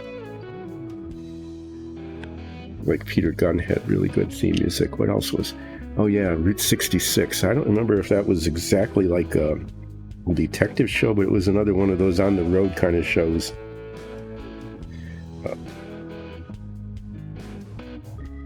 Get your kicks on Route 66.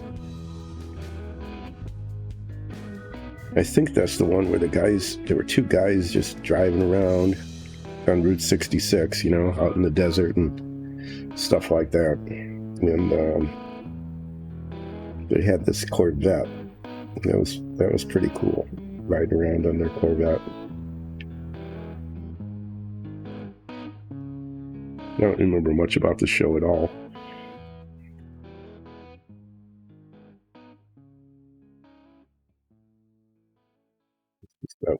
That was the catchphrase, get your kicks on Route 66.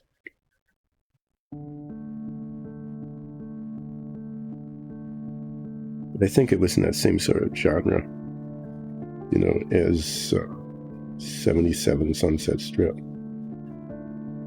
That was just their address. That's all it was. Oh, how am I able to get... Sometimes I impress myself with my ability to get paint where I don't want it.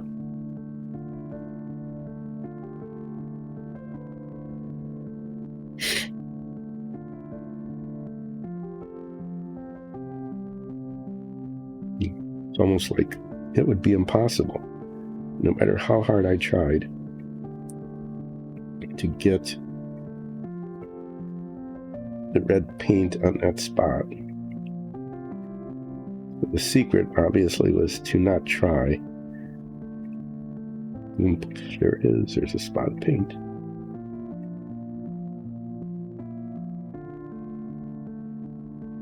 Anyway, yeah. So that's the color. It's a nice dark, deep red. I think it'll go okay. And then this one has a belt. And I'm going to try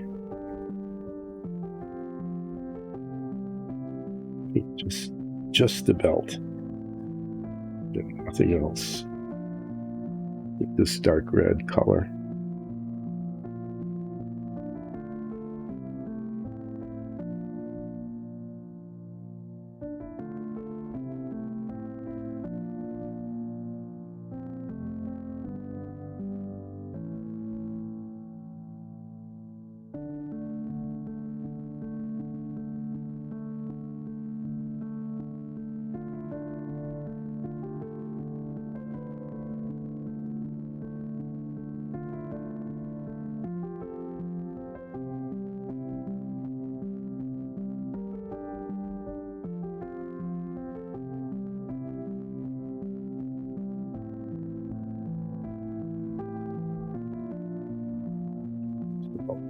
Around the back.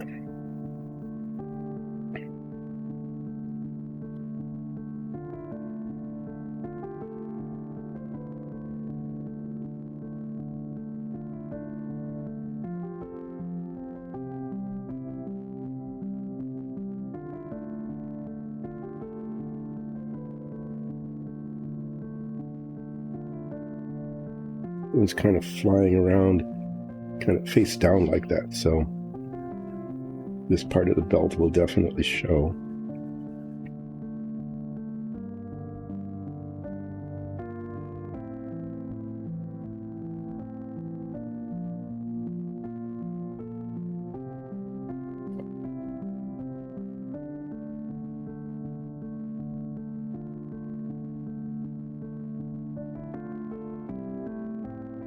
do anything else with this color? I don't really think so.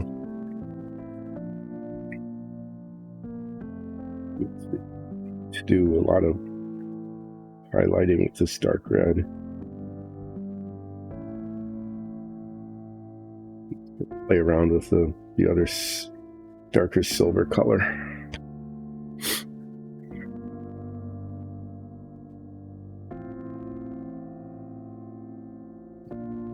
Do the belt on this one first, just to get it done.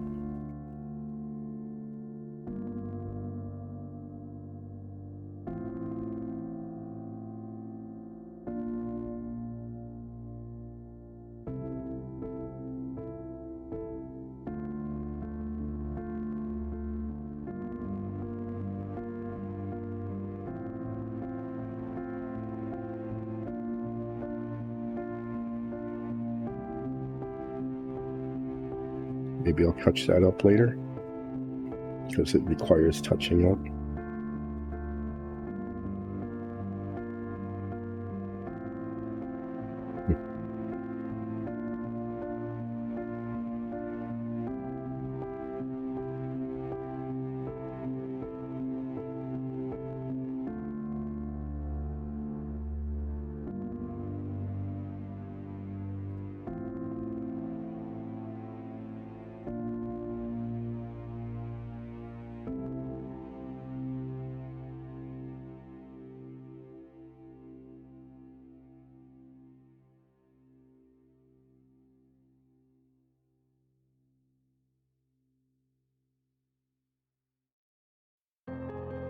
Yeah, I tried to make the belt a little bigger, but it just looks like paint got in the wrong spot. So that effort was a failure.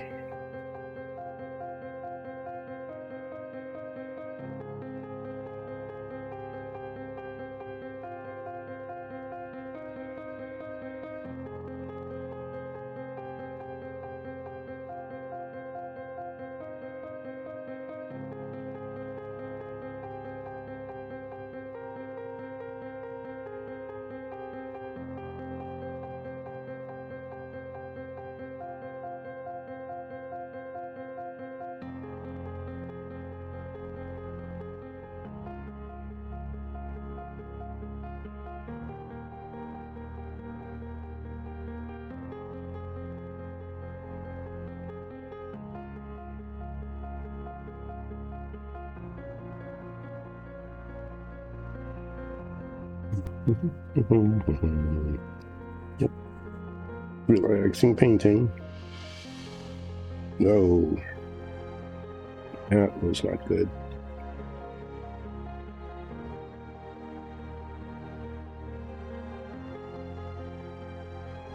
Not sure how much that's going to show, but definitely got paint where I didn't want it there.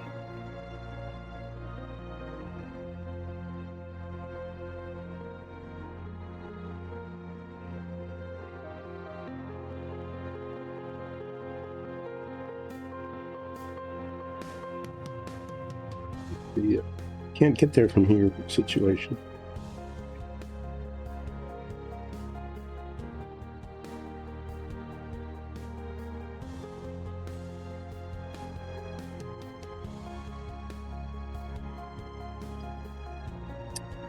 Yeah, what, 77 Sunset Strip, Peter Gunn, Perry Mason. Perry Mason was a weird one. You know, they were all very formulaic in the sense that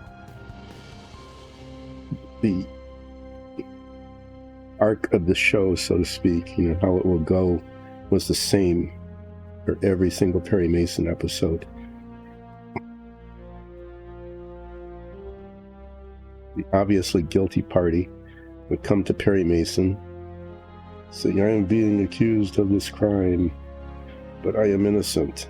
Well, who's guilty then? Well, I don't know, it's not me.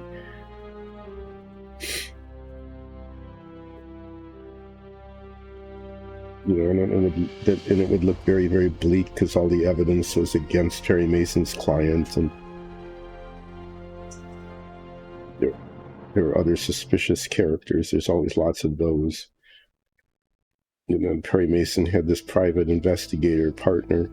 I don't know whoever paid for this. I don't know if Perry Mason's clients ever had money. I think the sponsors of the show, it's a TV show, so why should I ask about that, right? You suspend disbelief and just say, well, maybe Perry is independently wealthy and is doing this lawyer thing just as a hobby. Sense of how it was working, but so is that, and then so the show would go on, and you'd know at some point who that Perry's client was really innocent. Of course, you knew that at the beginning, right? I mean, that was the formula of the show. So, but you went along with the show and just said, oh no, is this innocent person going to be convicted? The poor district attorney, always, whoever did the investigative work for the district attorney just apparently didn't do a really good job, because they're always losing their cases. I don't know how they manage to keep their job. How do you keep your job when you're losing all the time? Every time Perry Mason takes on a client. But it always had the same thing, in that an incredibly unrealistic thing happened, in that a critical piece of evidence would come into the courtroom.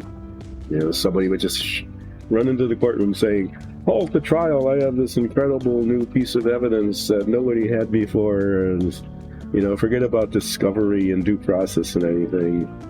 And then they'd get a person to confess on the stand, like that ever happened.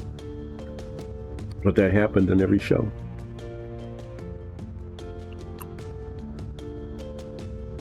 So the only thing you had to wonder about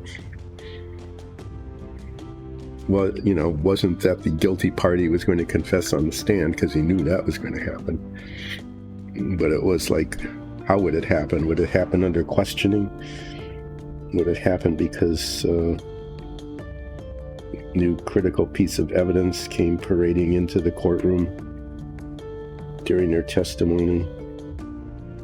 Your Honor, I want to submit this new thing that just walked into the courtroom here. And it pretty much was just that. Someone would come running in. Perry's minions would come running in with something, some document, or sometimes it was a person. Oh geez, about Perry Mason, but oh geez, I just got this darker silver paint all over the lip that I just painted. You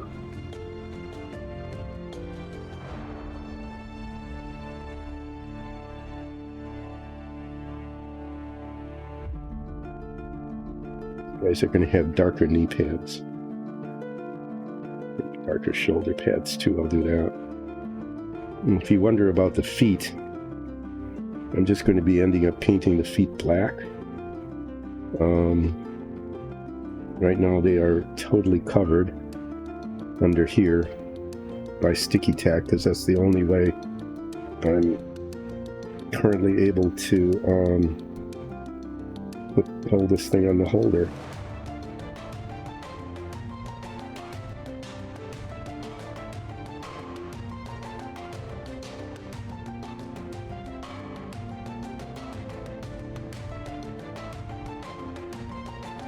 I'm going to have to try to remember.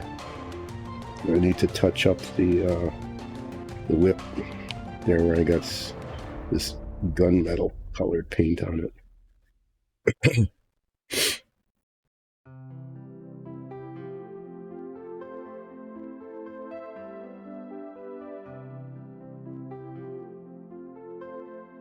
Just doing kind of a darker stripy kind of thing here. And the legs and the shoulders.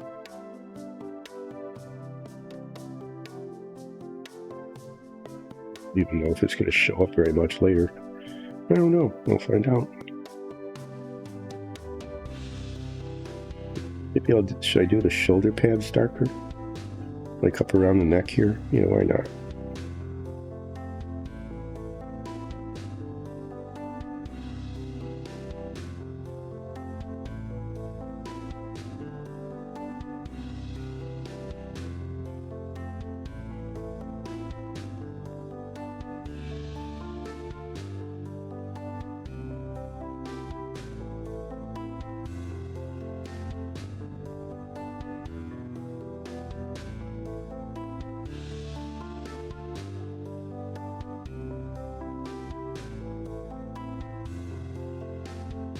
Maybe just right under there too. You know, just to keep the stripy effect going.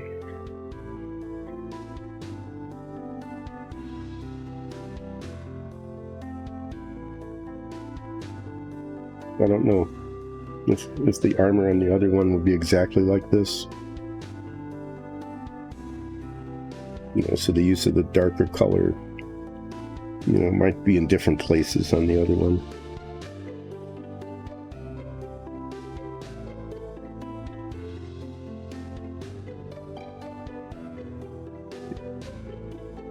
Putting too much on it, just, you know, hither and there. Maybe I should, since I did the knee pads, I should do the straps on the knee pads this darker color too. Nobody would care about that.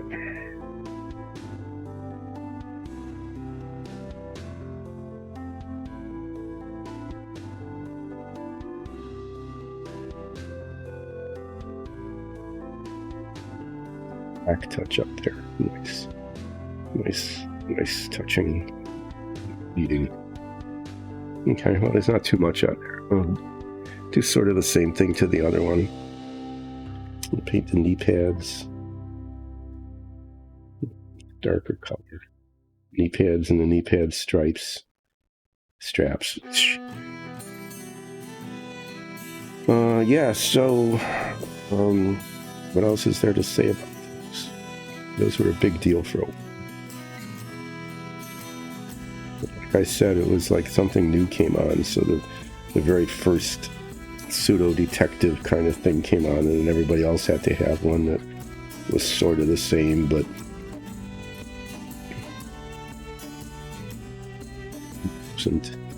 and I remember that, you know, there would be audience rivalries about which was better or not with the doctor shows, with the physician shows. Ben Casey versus Dr. Kildare. But I don't remember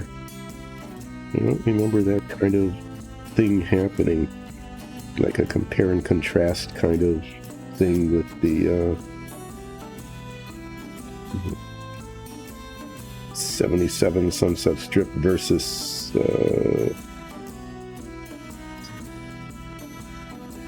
Peter Gunn kind of thing. It was like, you know, you just watched them. So you watched one or the other, depending on whether they were happening at the same time, on the same date or not. Maybe if they weren't, you know, if they weren't in such direct competition, you just watch all of them. You know, it was just, you know, the thing you did at the time, because there weren't any westerns on much anymore, other than maybe Gunsmoke, which seemed, if I recall, never stopped being on, ever.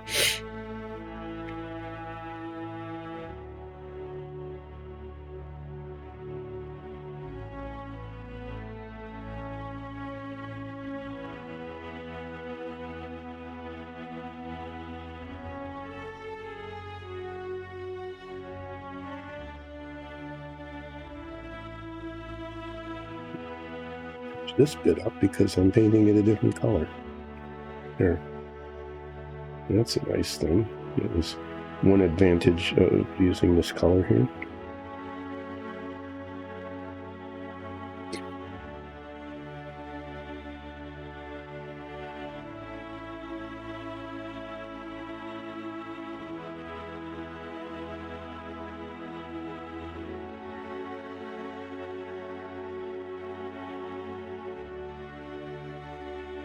These guys are supposed to be demonic, but I know they look pretty shiny at the moment. I'm hoping that my plan to wash them with the red speed paint. And, is successful in making them look demonic, like they're supposed to be. We'll find out in a little while, not too long from now.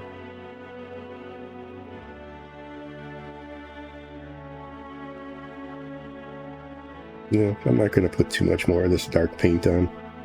I'm not seeing that it's doing that much. So take this out. There's I think it's the other one that needed some red touch-up. Let's see if there's still some red paint left there. There it is. Some silver paint got on the lip.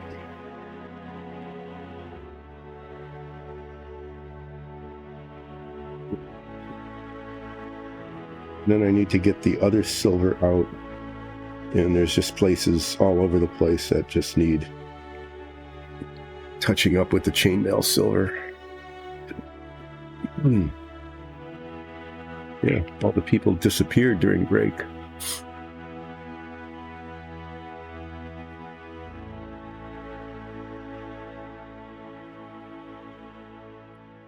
No, we'll see if I can last an hour. Maybe.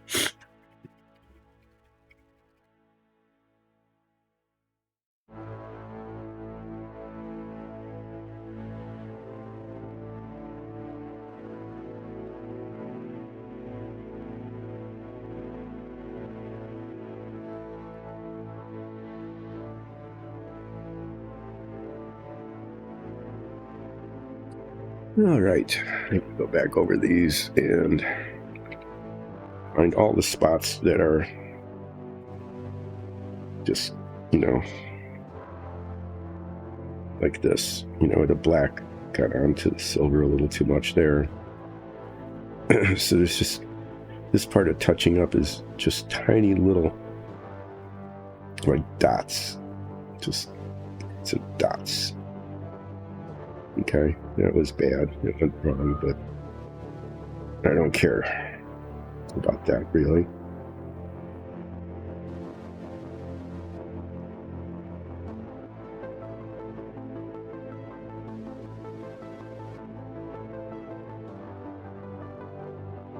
Most of it is where the black paint got over too much onto the silver when I was painting the undergarment thing. So I just want to catch the bigger pieces, the ones that might show even after the wash is put on. I call it a wash, the speed paint, after that's put on.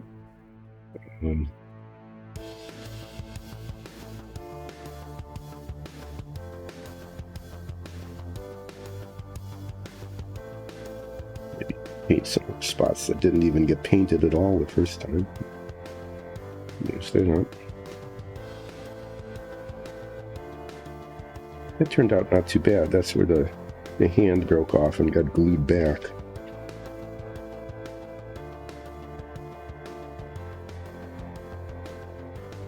It's a little lumpy, but it's not too bad.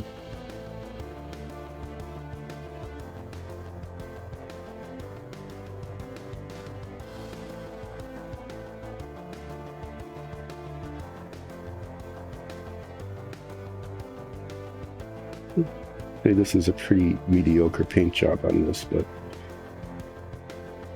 it's not going to show too much.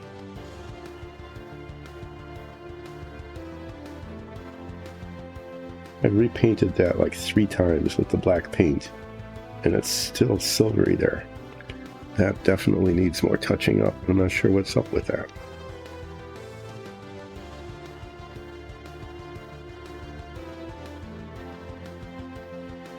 Seriously, I did. It was like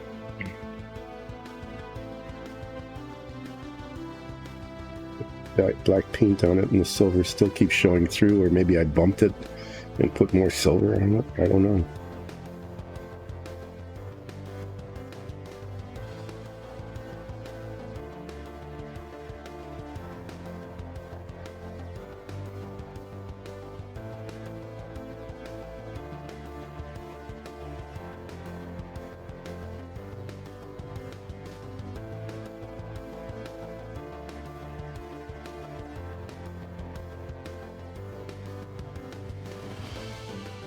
I was just letting this armor be shiny. It came out pretty well, but I don't want it to be shiny. I want it to be red. So the speed paint, I don't know. I mean, it might. I'm hoping that given the test run that I did, that the metallic will show through, but it will now look red. And the speed paint is just going to go on everything. Okay? I mean, the black and the red and just about everything except where the flesh is. I have to be careful. I do have to be careful about that. Because the speed paint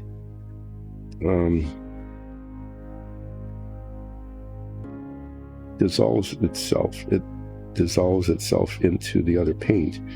And if it gets onto the flesh, then when I painted the flesh, it's just going to dissolve the speed paint underneath it, and that'll be a mess. So I need to be real cautious around the hands and the neck and the face. I'd prefer not to be cautious. I will be.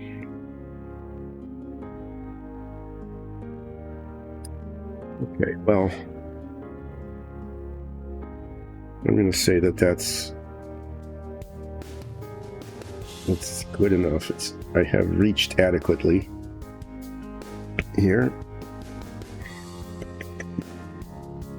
Nothing to be done except move on to the next stage, which is to, oh, wait a second, there was a little spot of black. Remember, right under one of the arms that I said no matter how much I painted it black, it didn't stay. Yeah, right there. So I will put more on it and see if I can't get that covered up.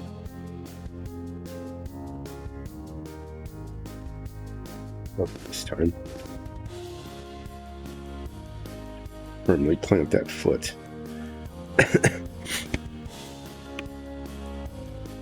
Okay, so after all of that careful painting, now I get to the shading part with the overcoat of the red speed paint, which will either make it look amazing and demonic or will just make it look awful. And if it's awful, there's not much that can be done because this stuff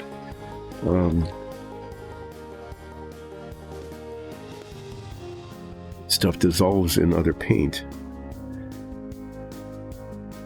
I want a brush that's a little bit bigger than the one I've been using, but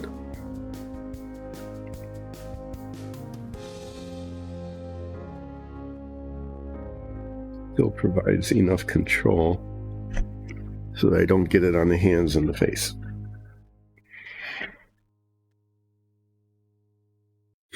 And I think this is the one. Just see how it goes.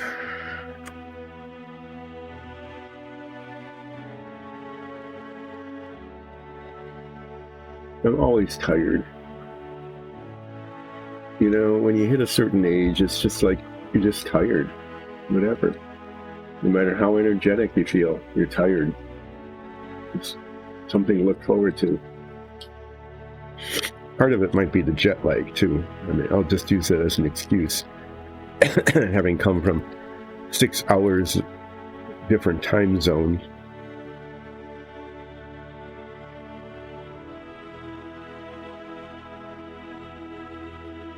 It's like 8 o'clock at night. 7 o'clock? Yeah, about 7. So it's not terribly late, but it's, you know, it's getting there.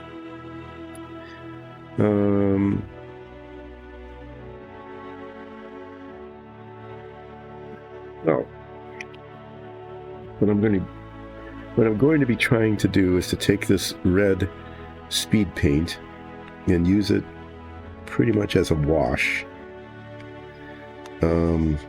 Using very, very little of it, almost like dry brushing it. And trying to make this armor red.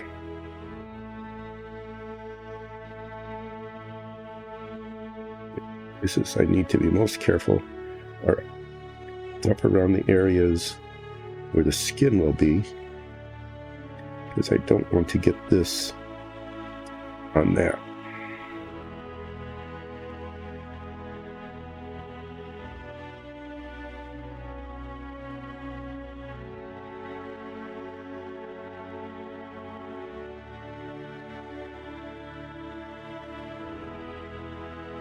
And it's definitely turning it red, while still allowing the metallic to show through.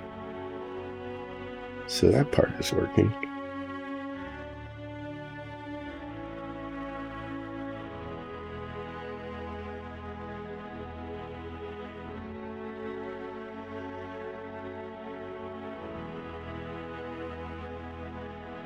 Pretty good red.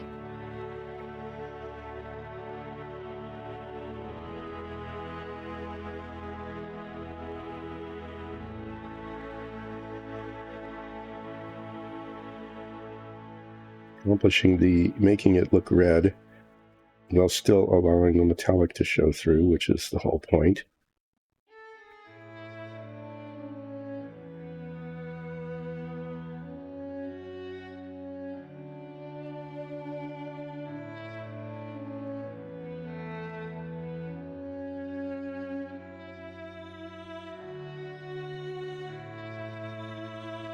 Variations in the undertone are, holding up. Not too bad.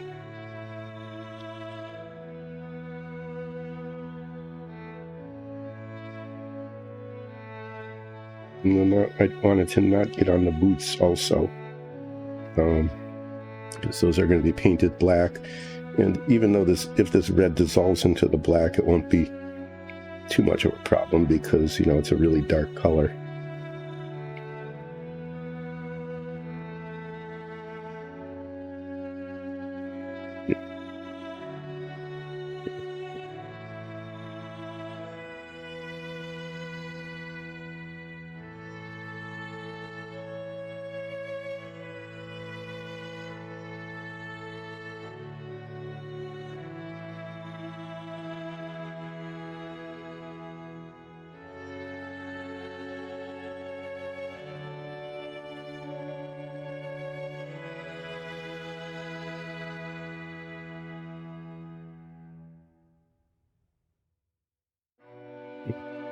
Yeah, I had looked at the pearlescent paint, and it came out looking like,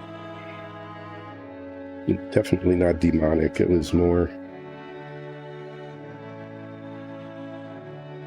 almost, it just wasn't a good red. This is making it look fairly demonic.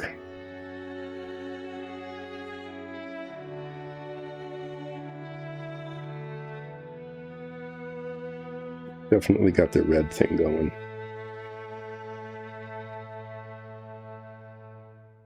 And it was definitely letting the metallic through, which was really the most important part.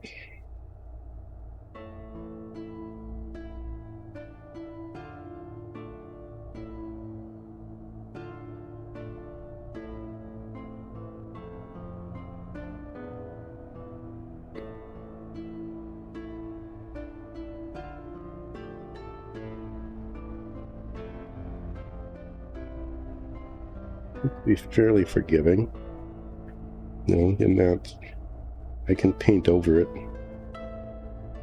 some missed spots and do touching up and things, and not have it change color too much.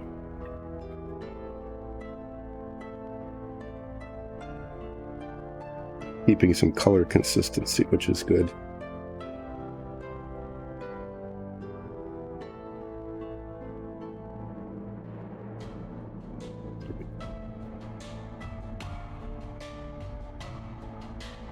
I'm just going to put it right on the whip.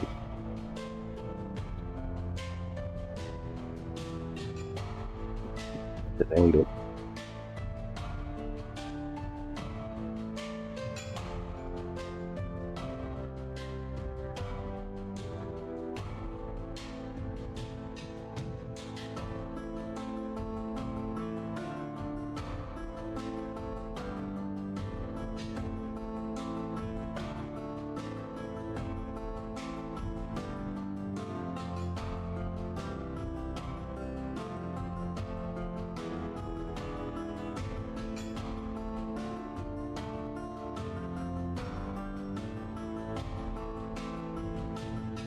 then it's going to be, you know, just rotating this thing.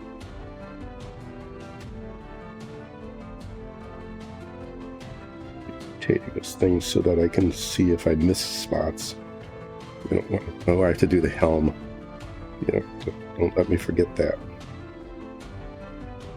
Whoa, come on. Stay put.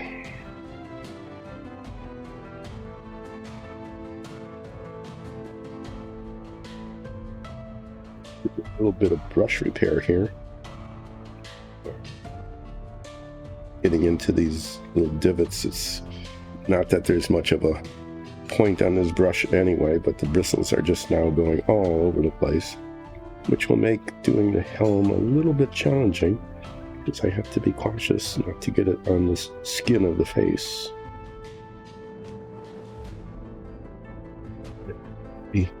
Look around here.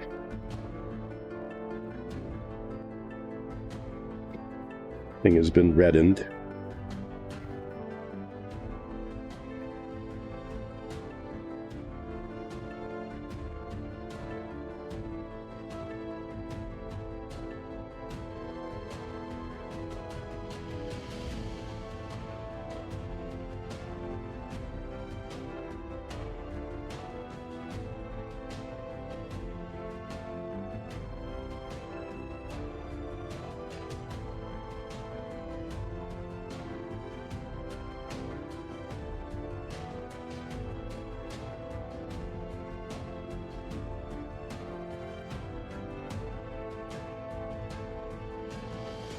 Mist here.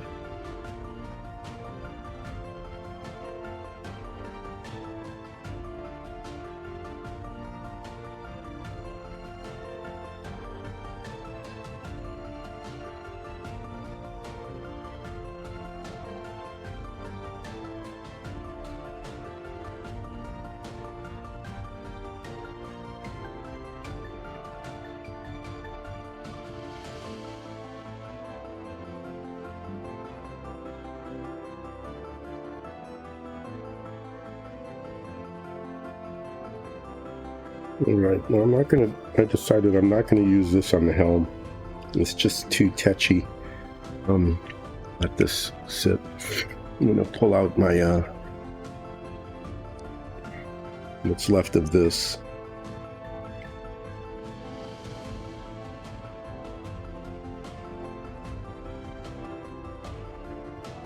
Brush, we'll find out in a second.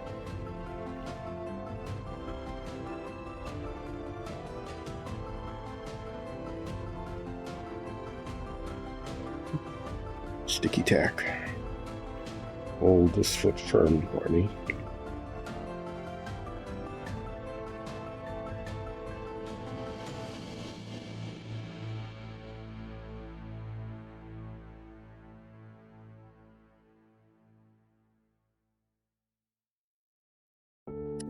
Sit heavy.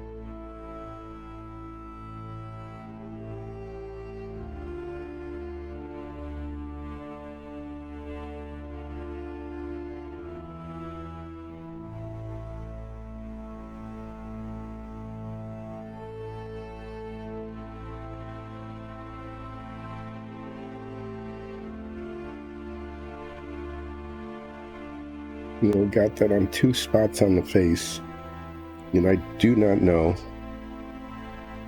if that's going to be a problem or not. Tiny little spots, but they may or may not be a problem when it's time to put the face color on.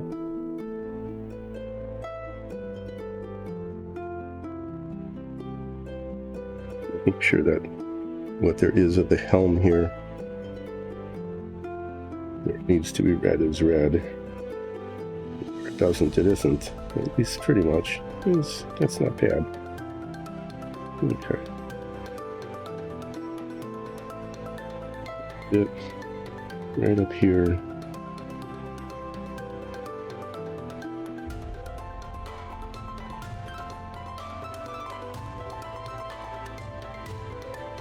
It's one of the two. I think that actually looks okay. There's a kind of like a nice metallic red armor kind of stuff. With the red wings with the black wash on it, I think that'll look pretty good.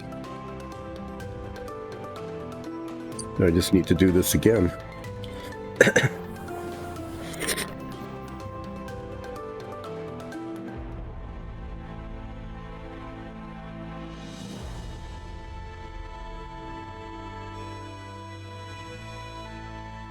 Have this brush out. Just see if I can do the helm again. This one's, challenging like the other one was.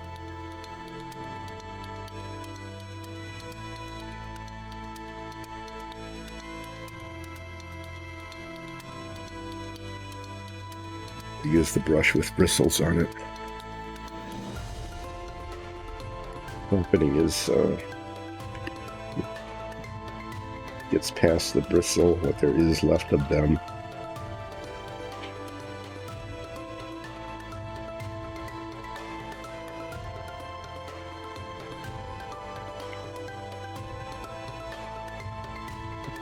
Better, I think I can keep it right on the tip of the brush. We'll have a little better control over the location of the speed paint.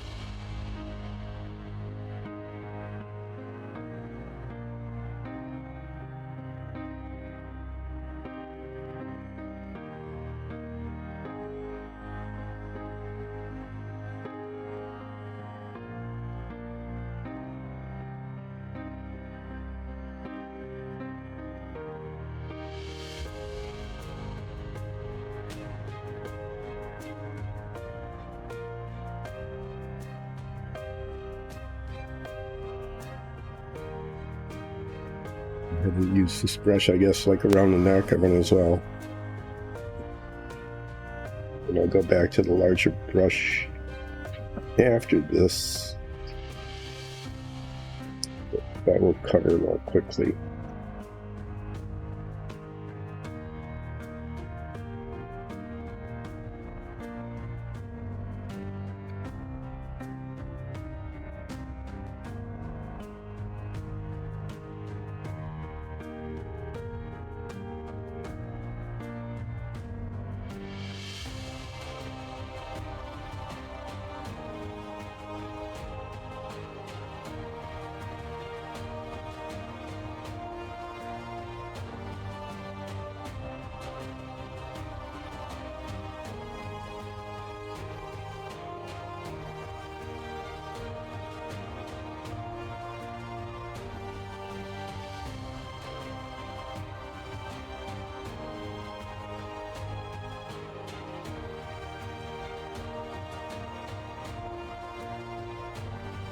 This is taking a while, isn't it?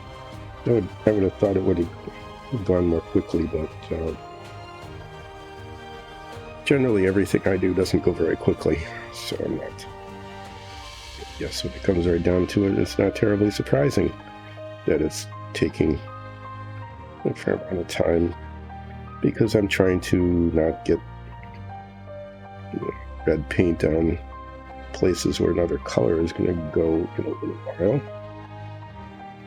because the speed paint will dissolve into the other paint, and it's never even got silvered. It's missed it altogether.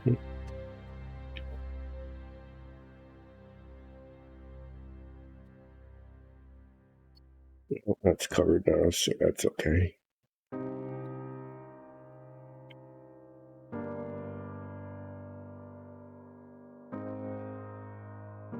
Oh, that. Okay, well, we'll hope for the best there.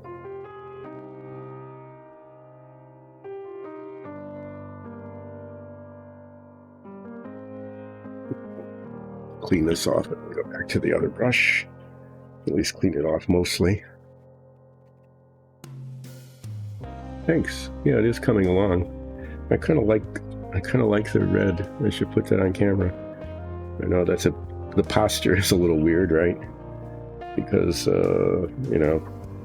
it's how it's held up, but nice red shiny armor.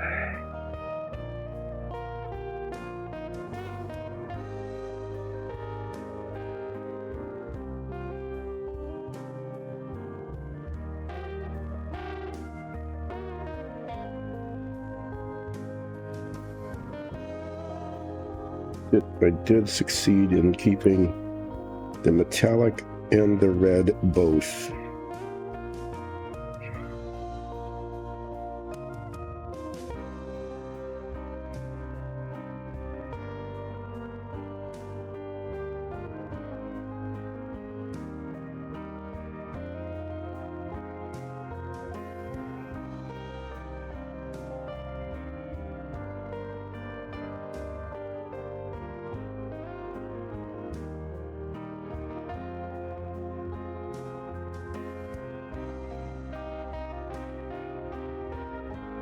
Haven't been altogether successful in keeping the sticky tack holding this thing up, though. I'd say that's been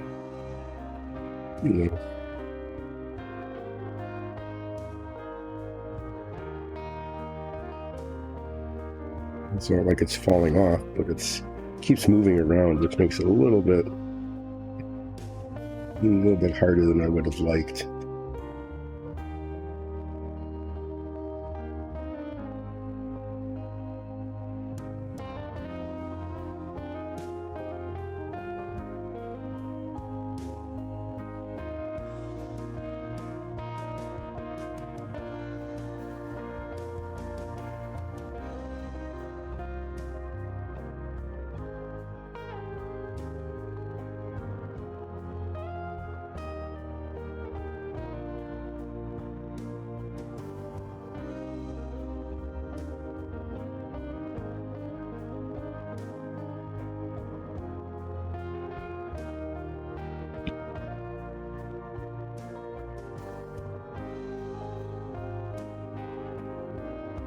After this, I think I'm going to put the base coat on the wings.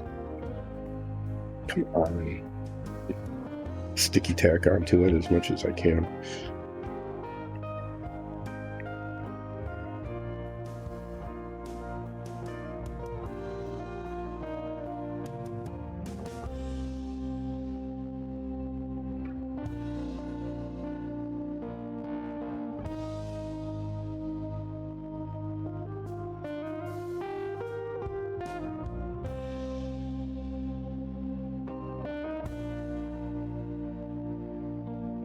It's really, I'd like to do something more with the boots than just paint them black. Maybe I will, but I can't do anything with the boots until everything else is done and dried, because as you see, There is there's no way to hold this thing otherwise.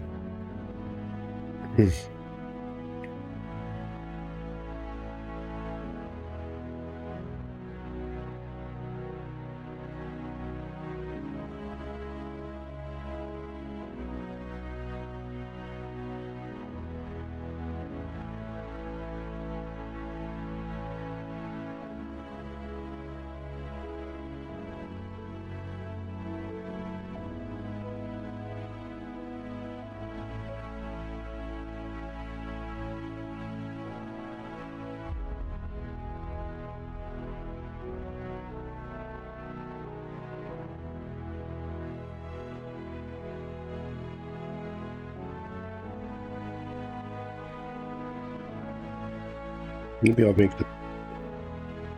make the boots the same color as the whip, that kind of dark red, and with the speed paint over it, it gives it a little gloss.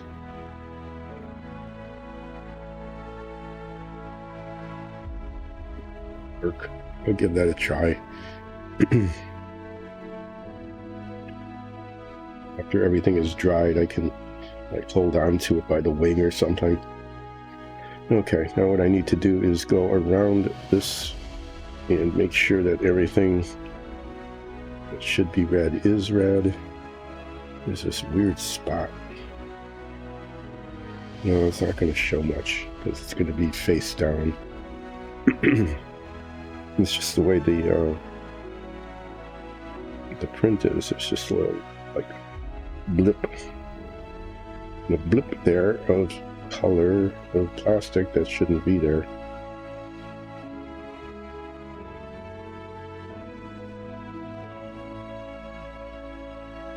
The foam looks okay.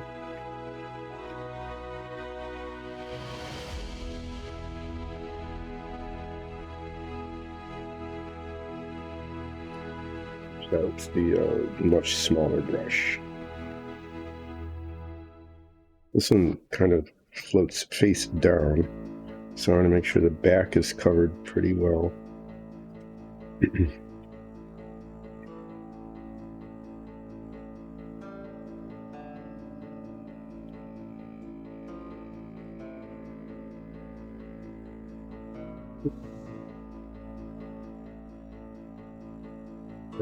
Fingernail as I was rotating it.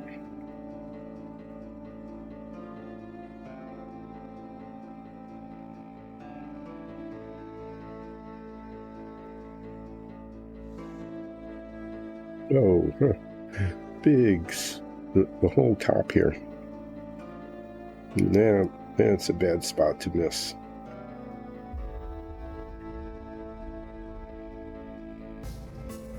That would have been very obvious.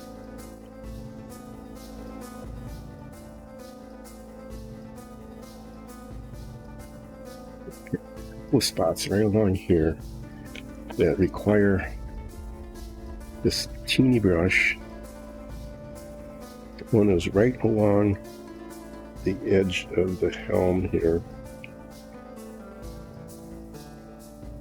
right along the face. It needed to be red. And spot down in here. It's sort of hard to reach and hard to see.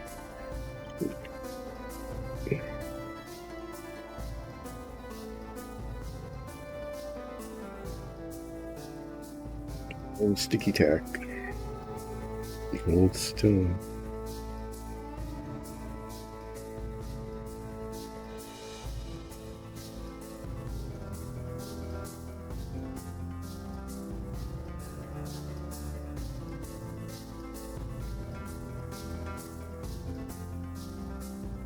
And just along the collar here, I'm not sure.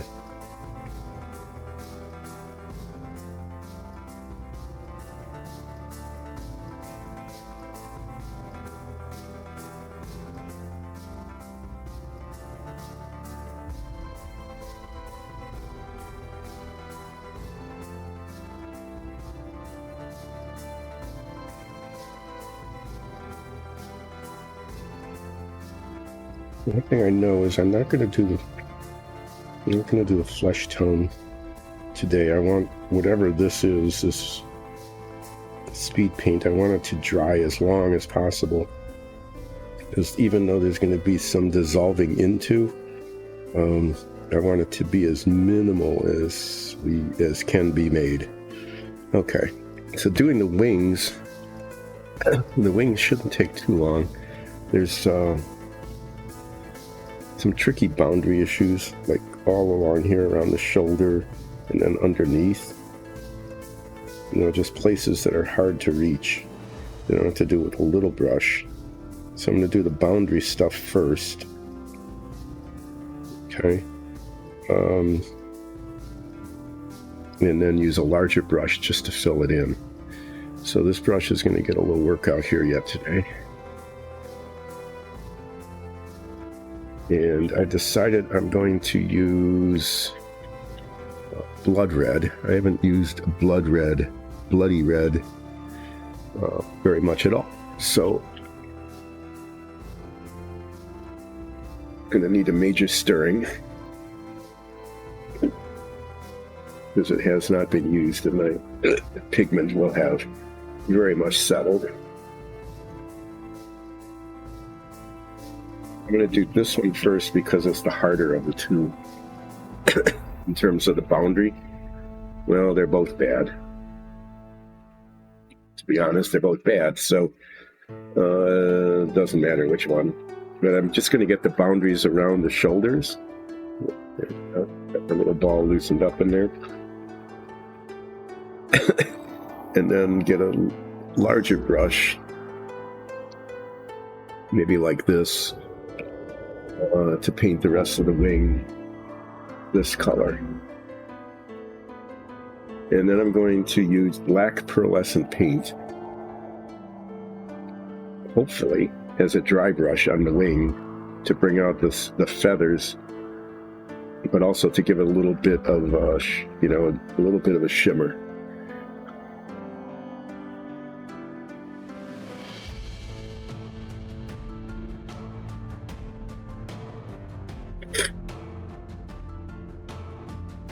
I'm sorry about that.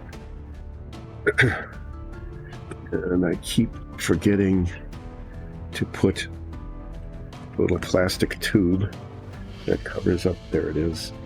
Always put this in a place you can find it. And then I don't.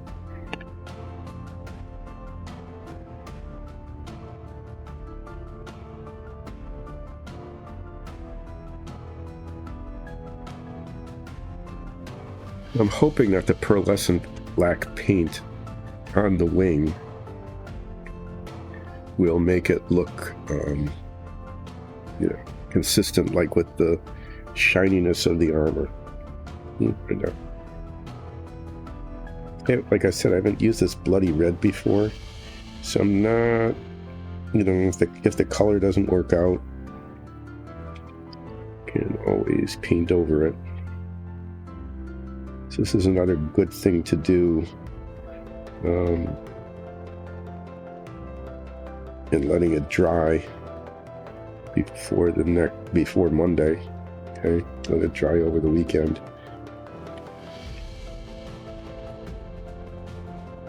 So that if it needs to be repainted, it'll be on a dry surface.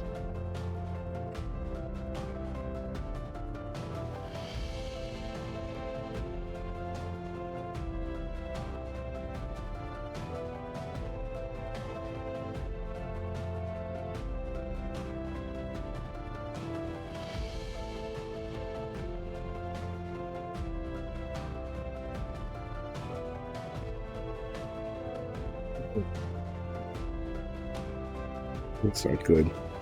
I missed an entire spot. See if I can get it with this. I missed an entire spot with the red speed paint. Big chunk of arm here.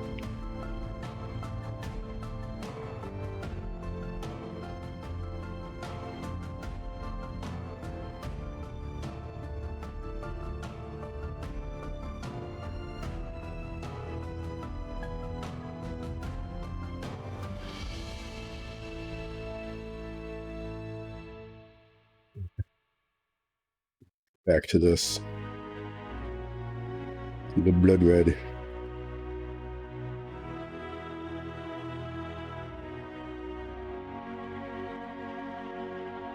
Bloody red, not blood red, bloody. So it's not blood, it's just bloody.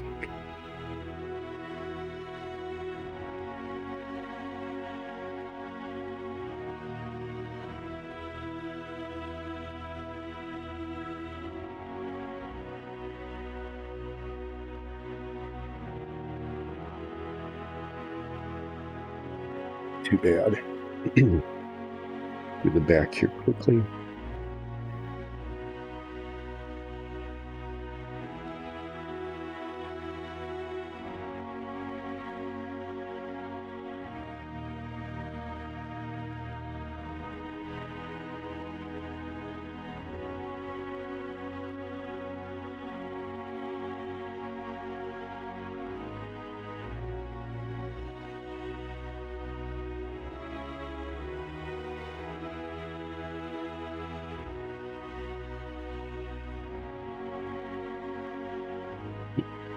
That spot.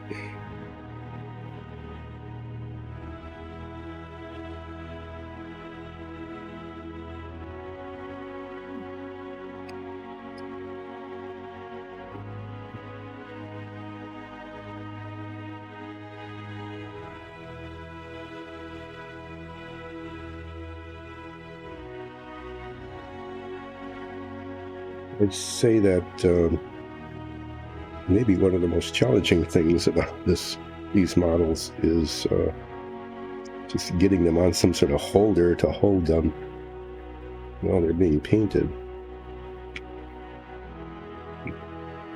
Pain in the butt.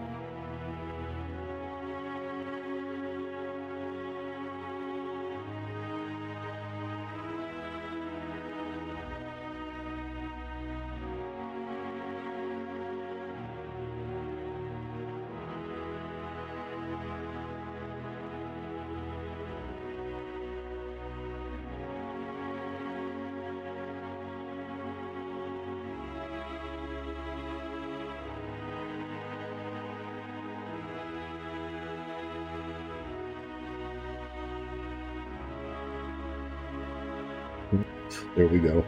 It's tipped right over. Okay, get the other one here.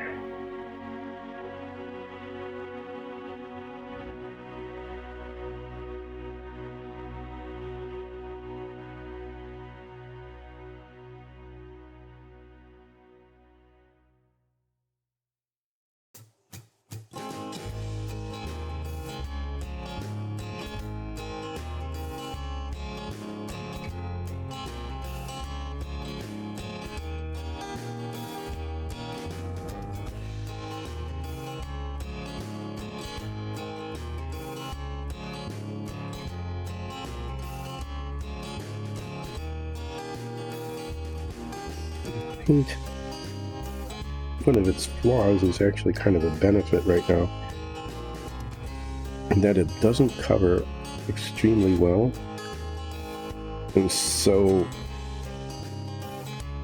there's some variation in the color, which I'm kind of liking.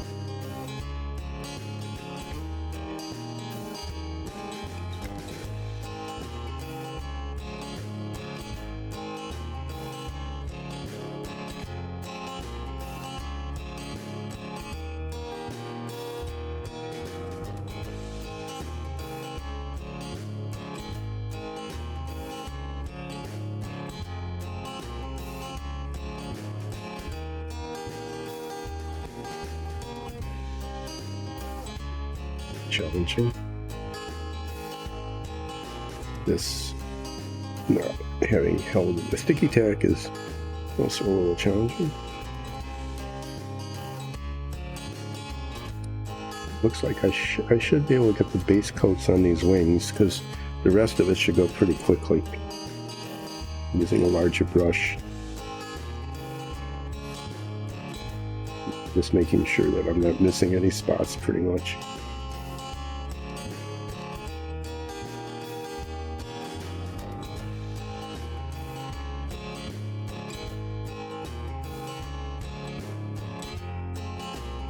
But then there's always these things like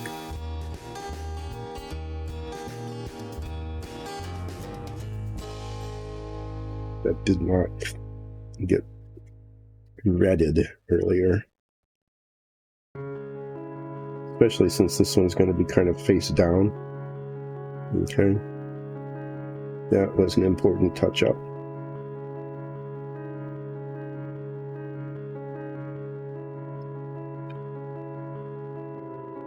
Clean that.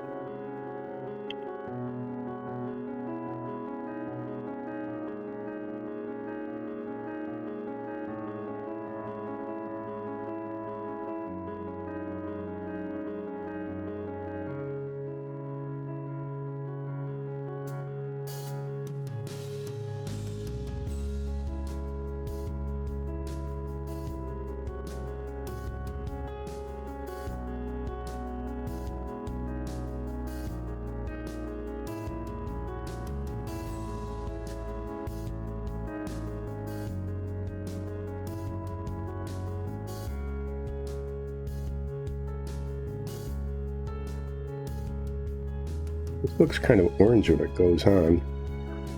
I'm hoping it works with the pearlescent wash. I should probably, what I probably should do is, before I finish that part on Monday, is, what I should do is do a little test patch.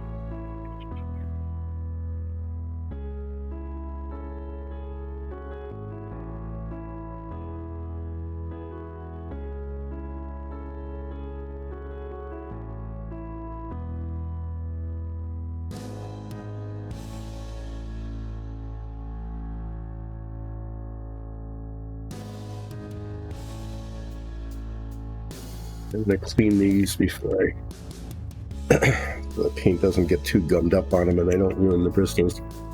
But this one will need a little bit more cleaning in a better solvent. These should be okay.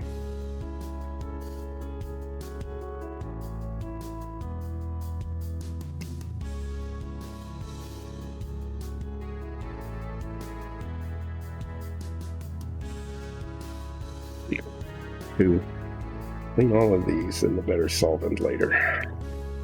But first, let's get these wings painted. Take these off while I do that. I'm going to get these. I'm going to get the base coat on the wings.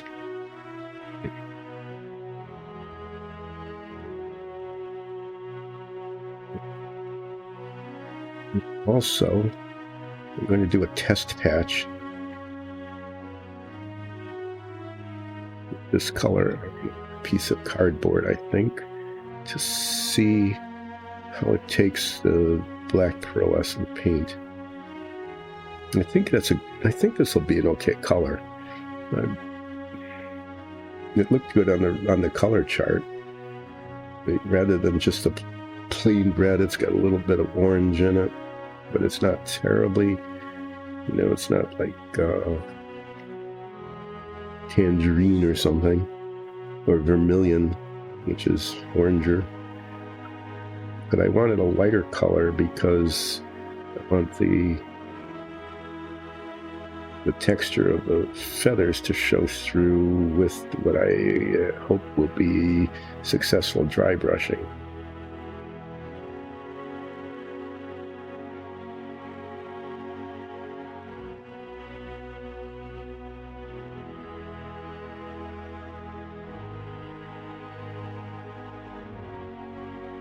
The armor came out okay though.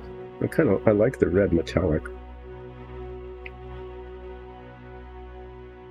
You have to remember that with the speed paints, that if they're used on a metallic undercoat, I'm sure everybody knows that who uses speed paints. I just don't very often. Everybody probably knows that if you put a speed paint over a metallic undercoat, it comes out pretty nice.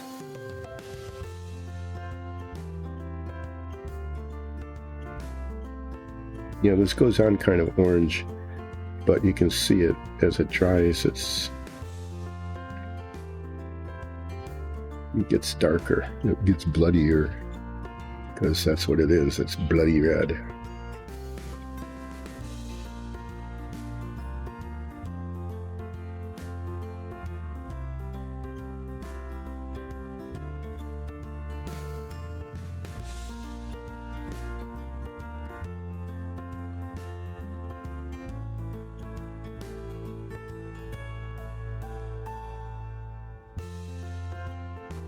And this is a nice way to end too, because you know, with a big brush on a broad surface like this, it's relaxing painting, as opposed to just tiny little detail stuff, right?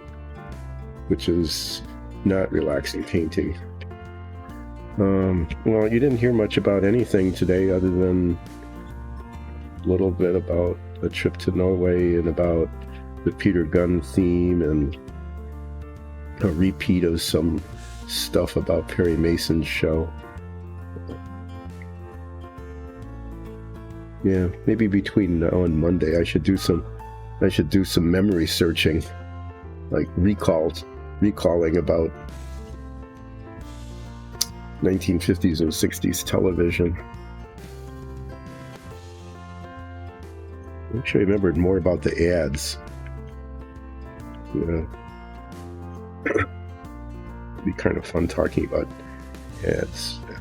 Well, one thing was true is that they could advertise cigarettes then.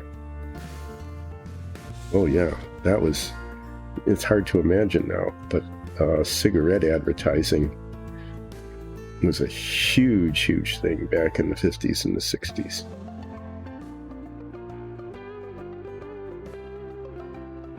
You still probably hear about the Marlboro Man, but that was the rugged guy on the horse that smoked Marlboros. That plus all, you know,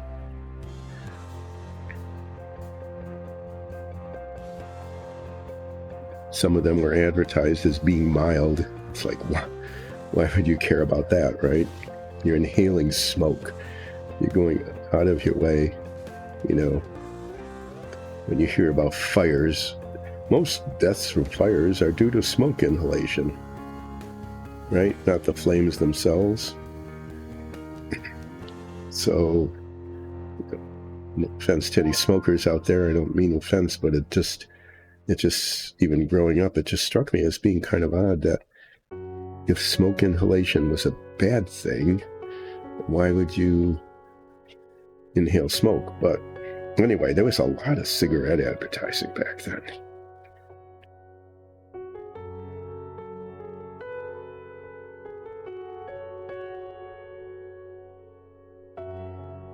Back there was a Christmas comedy thing, you know, about the commercialization of Christmas. And of course, you know, that aired on TV and it had commercials, so it was kind of ironically self-referential, but they joked about, and the Santa last year had our cigarettes sticking out of his pack. And that actually was a thing. There'd be pictures of Santa with various brands of cigarettes sticking up out of his pack. But the joke was, this year we're going to give him a more rugged look. We'll actually have him smoking one. It's like, okay. Oh yeah, and then, yeah, that was kind of an ironic thing too. It's like, show as part of the feminist movement as it became co-opted by, you know, commercialism. So you got your own cigarettes, you know, Virginia Slims. You wouldn't have to. You had your own brand of cigarettes that were advertised then. Yeah, that was kind of a weird time when you think about it, about how much advertising and that went on. Okay, so let's this. I just want to make sure that I haven't really missed any obvious areas. Or missed any unobvious areas. Unobvious areas are the ones that are most likely to be missed.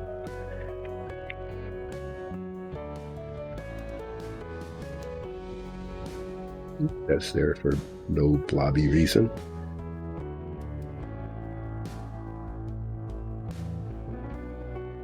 I think that's kind of drying into a decent color. Yeah, I should get a 60s, just like an eclectic mix of 60s cartoons and watch it between streams and then pretend like I'm remembering things instead of that I just streamed a bunch of them for, So as it's darkening, as it's drying, there's a little bit of color variation in it, which is kind of cool. And we'll see if that holds up after it's dried. But get those back on camera. The skin tone for these is going to be very pale. So I'm going to paint it ivory and then put it like a gray wash on.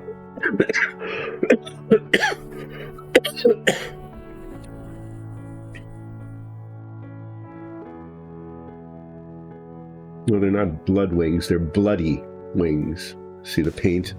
You can show it to you. It's, let's be accurate. It's bloody red, not blood red. Right? Let's not mess up with that. So here they are, awkwardly posed as their foot is stuck deep into the sticky tack. The red armor with the black and the kind of different shades of, you can actually see the shades underneath a little bit if you look. I think that looks pretty good. I think that came out all right, nice and shiny and red and thematic, and then we'll see how the wings turn out. I was going to, let's see. I'm going to take this piece of paper here, get some bloody red paint on it. Ooh, they could be Red Wings. They could be Detroit Red Wings. No, that would be dumb.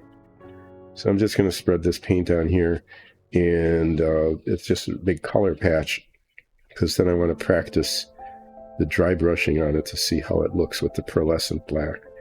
And if it doesn't work out like I'm hoping, then I'll try something else. So that'll get to dry.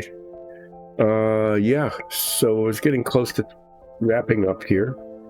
I have spent this entire time not talking about Dice and Dungeons. Usually I take some time to do that. So I will here right at the end.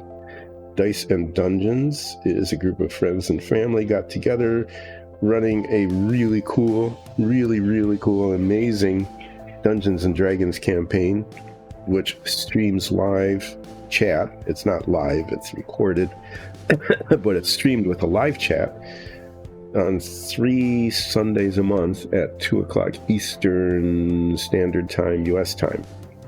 And if you haven't seen any of our episodes, becoming incoherent here. If you haven't seen any episodes, please check them out. You can, if you can't catch the live chat stream, they are all on YouTube, and you can catch them as a podcast. And if you like the characters, then you can go back in time. That's an amazing thing with YouTube, is you can go back in time and catch previous episodes so that you can get some of the character development if you're interested in that.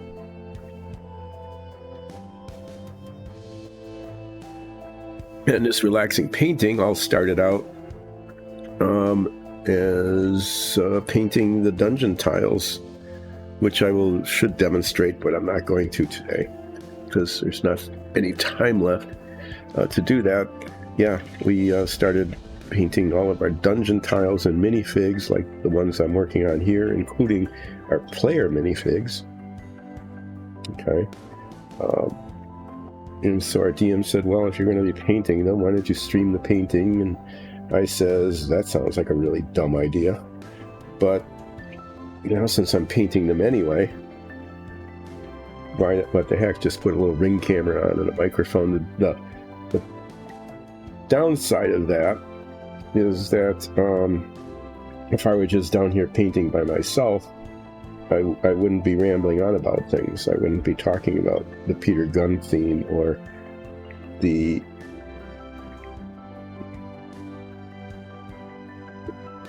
incredibly repetitive plot arc of Perry Mason.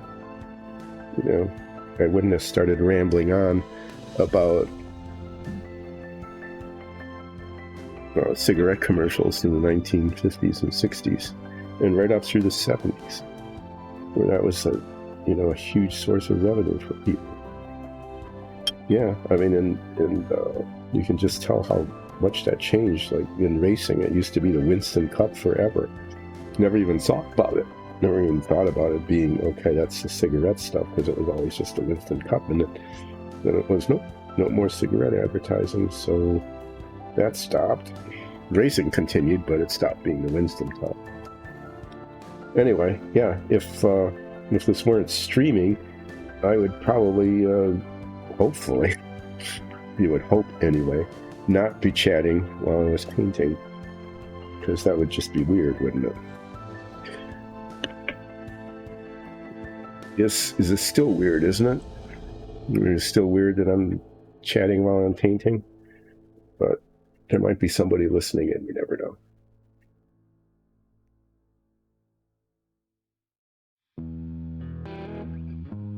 Okay, well, now there's cleaner brushes. I'm going to try to cap this up and not spill it. So far, I haven't spilled it. I say so far because spillage is inevitable.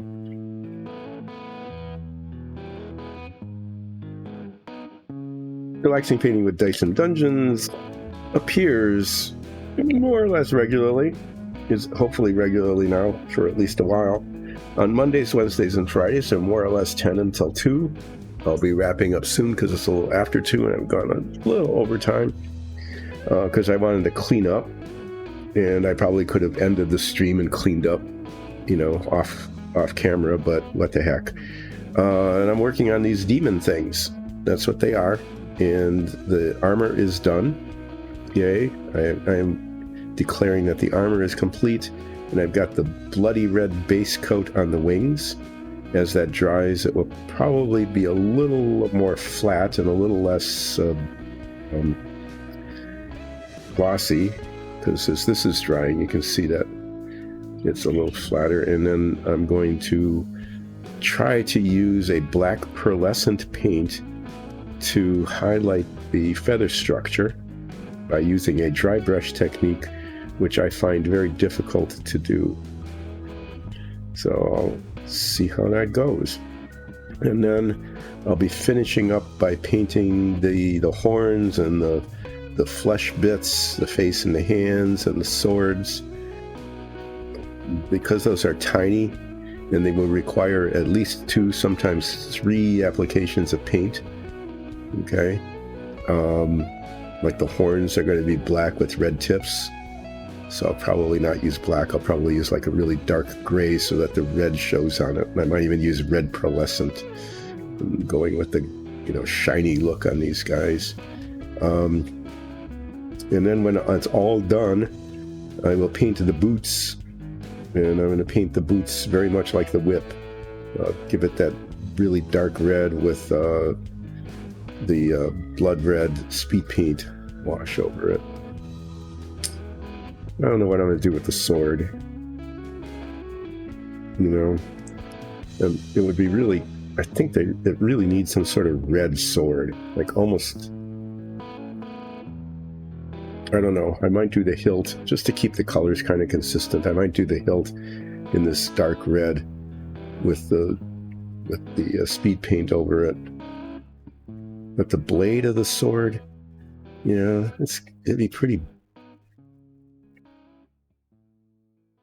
Oh, what do you think? Like a reddish copper, maybe? Oh, I wonder how that would look. I'm gonna try that. Hold on just a second here.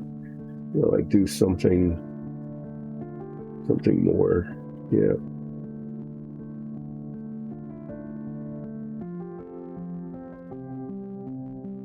I'm just curious about how this will look. This is a really nice copper color. And I am going to do a color patch.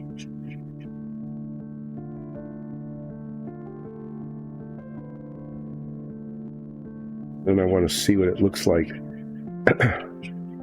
with the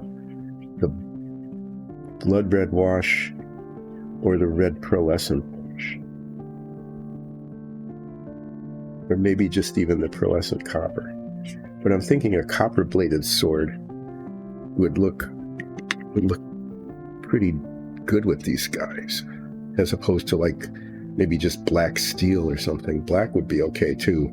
I could do like the gunmetal with just a black wash on it, or the black pearlescent. And I'm going to test that on Monday. I'm going to see. So on Monday, I'm going to test the pearlescent black as a dry brush on the bloody red wings.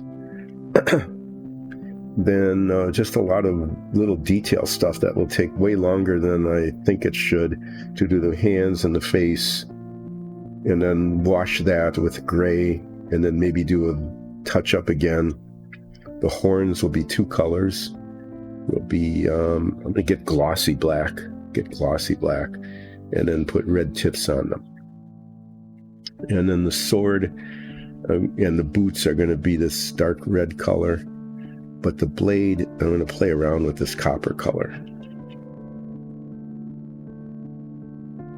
Copper, which is kind of nice and reddish. It's also a bronze that might... got to call it a day here. So, thanks for joining in. Relaxing Painting with Dice and Dungeons will return on Monday. About 10 o'clock.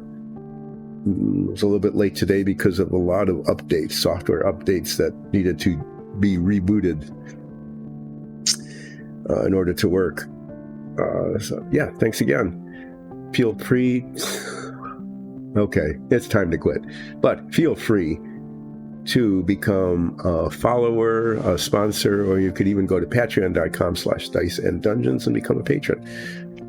That's the plug. See you Monday.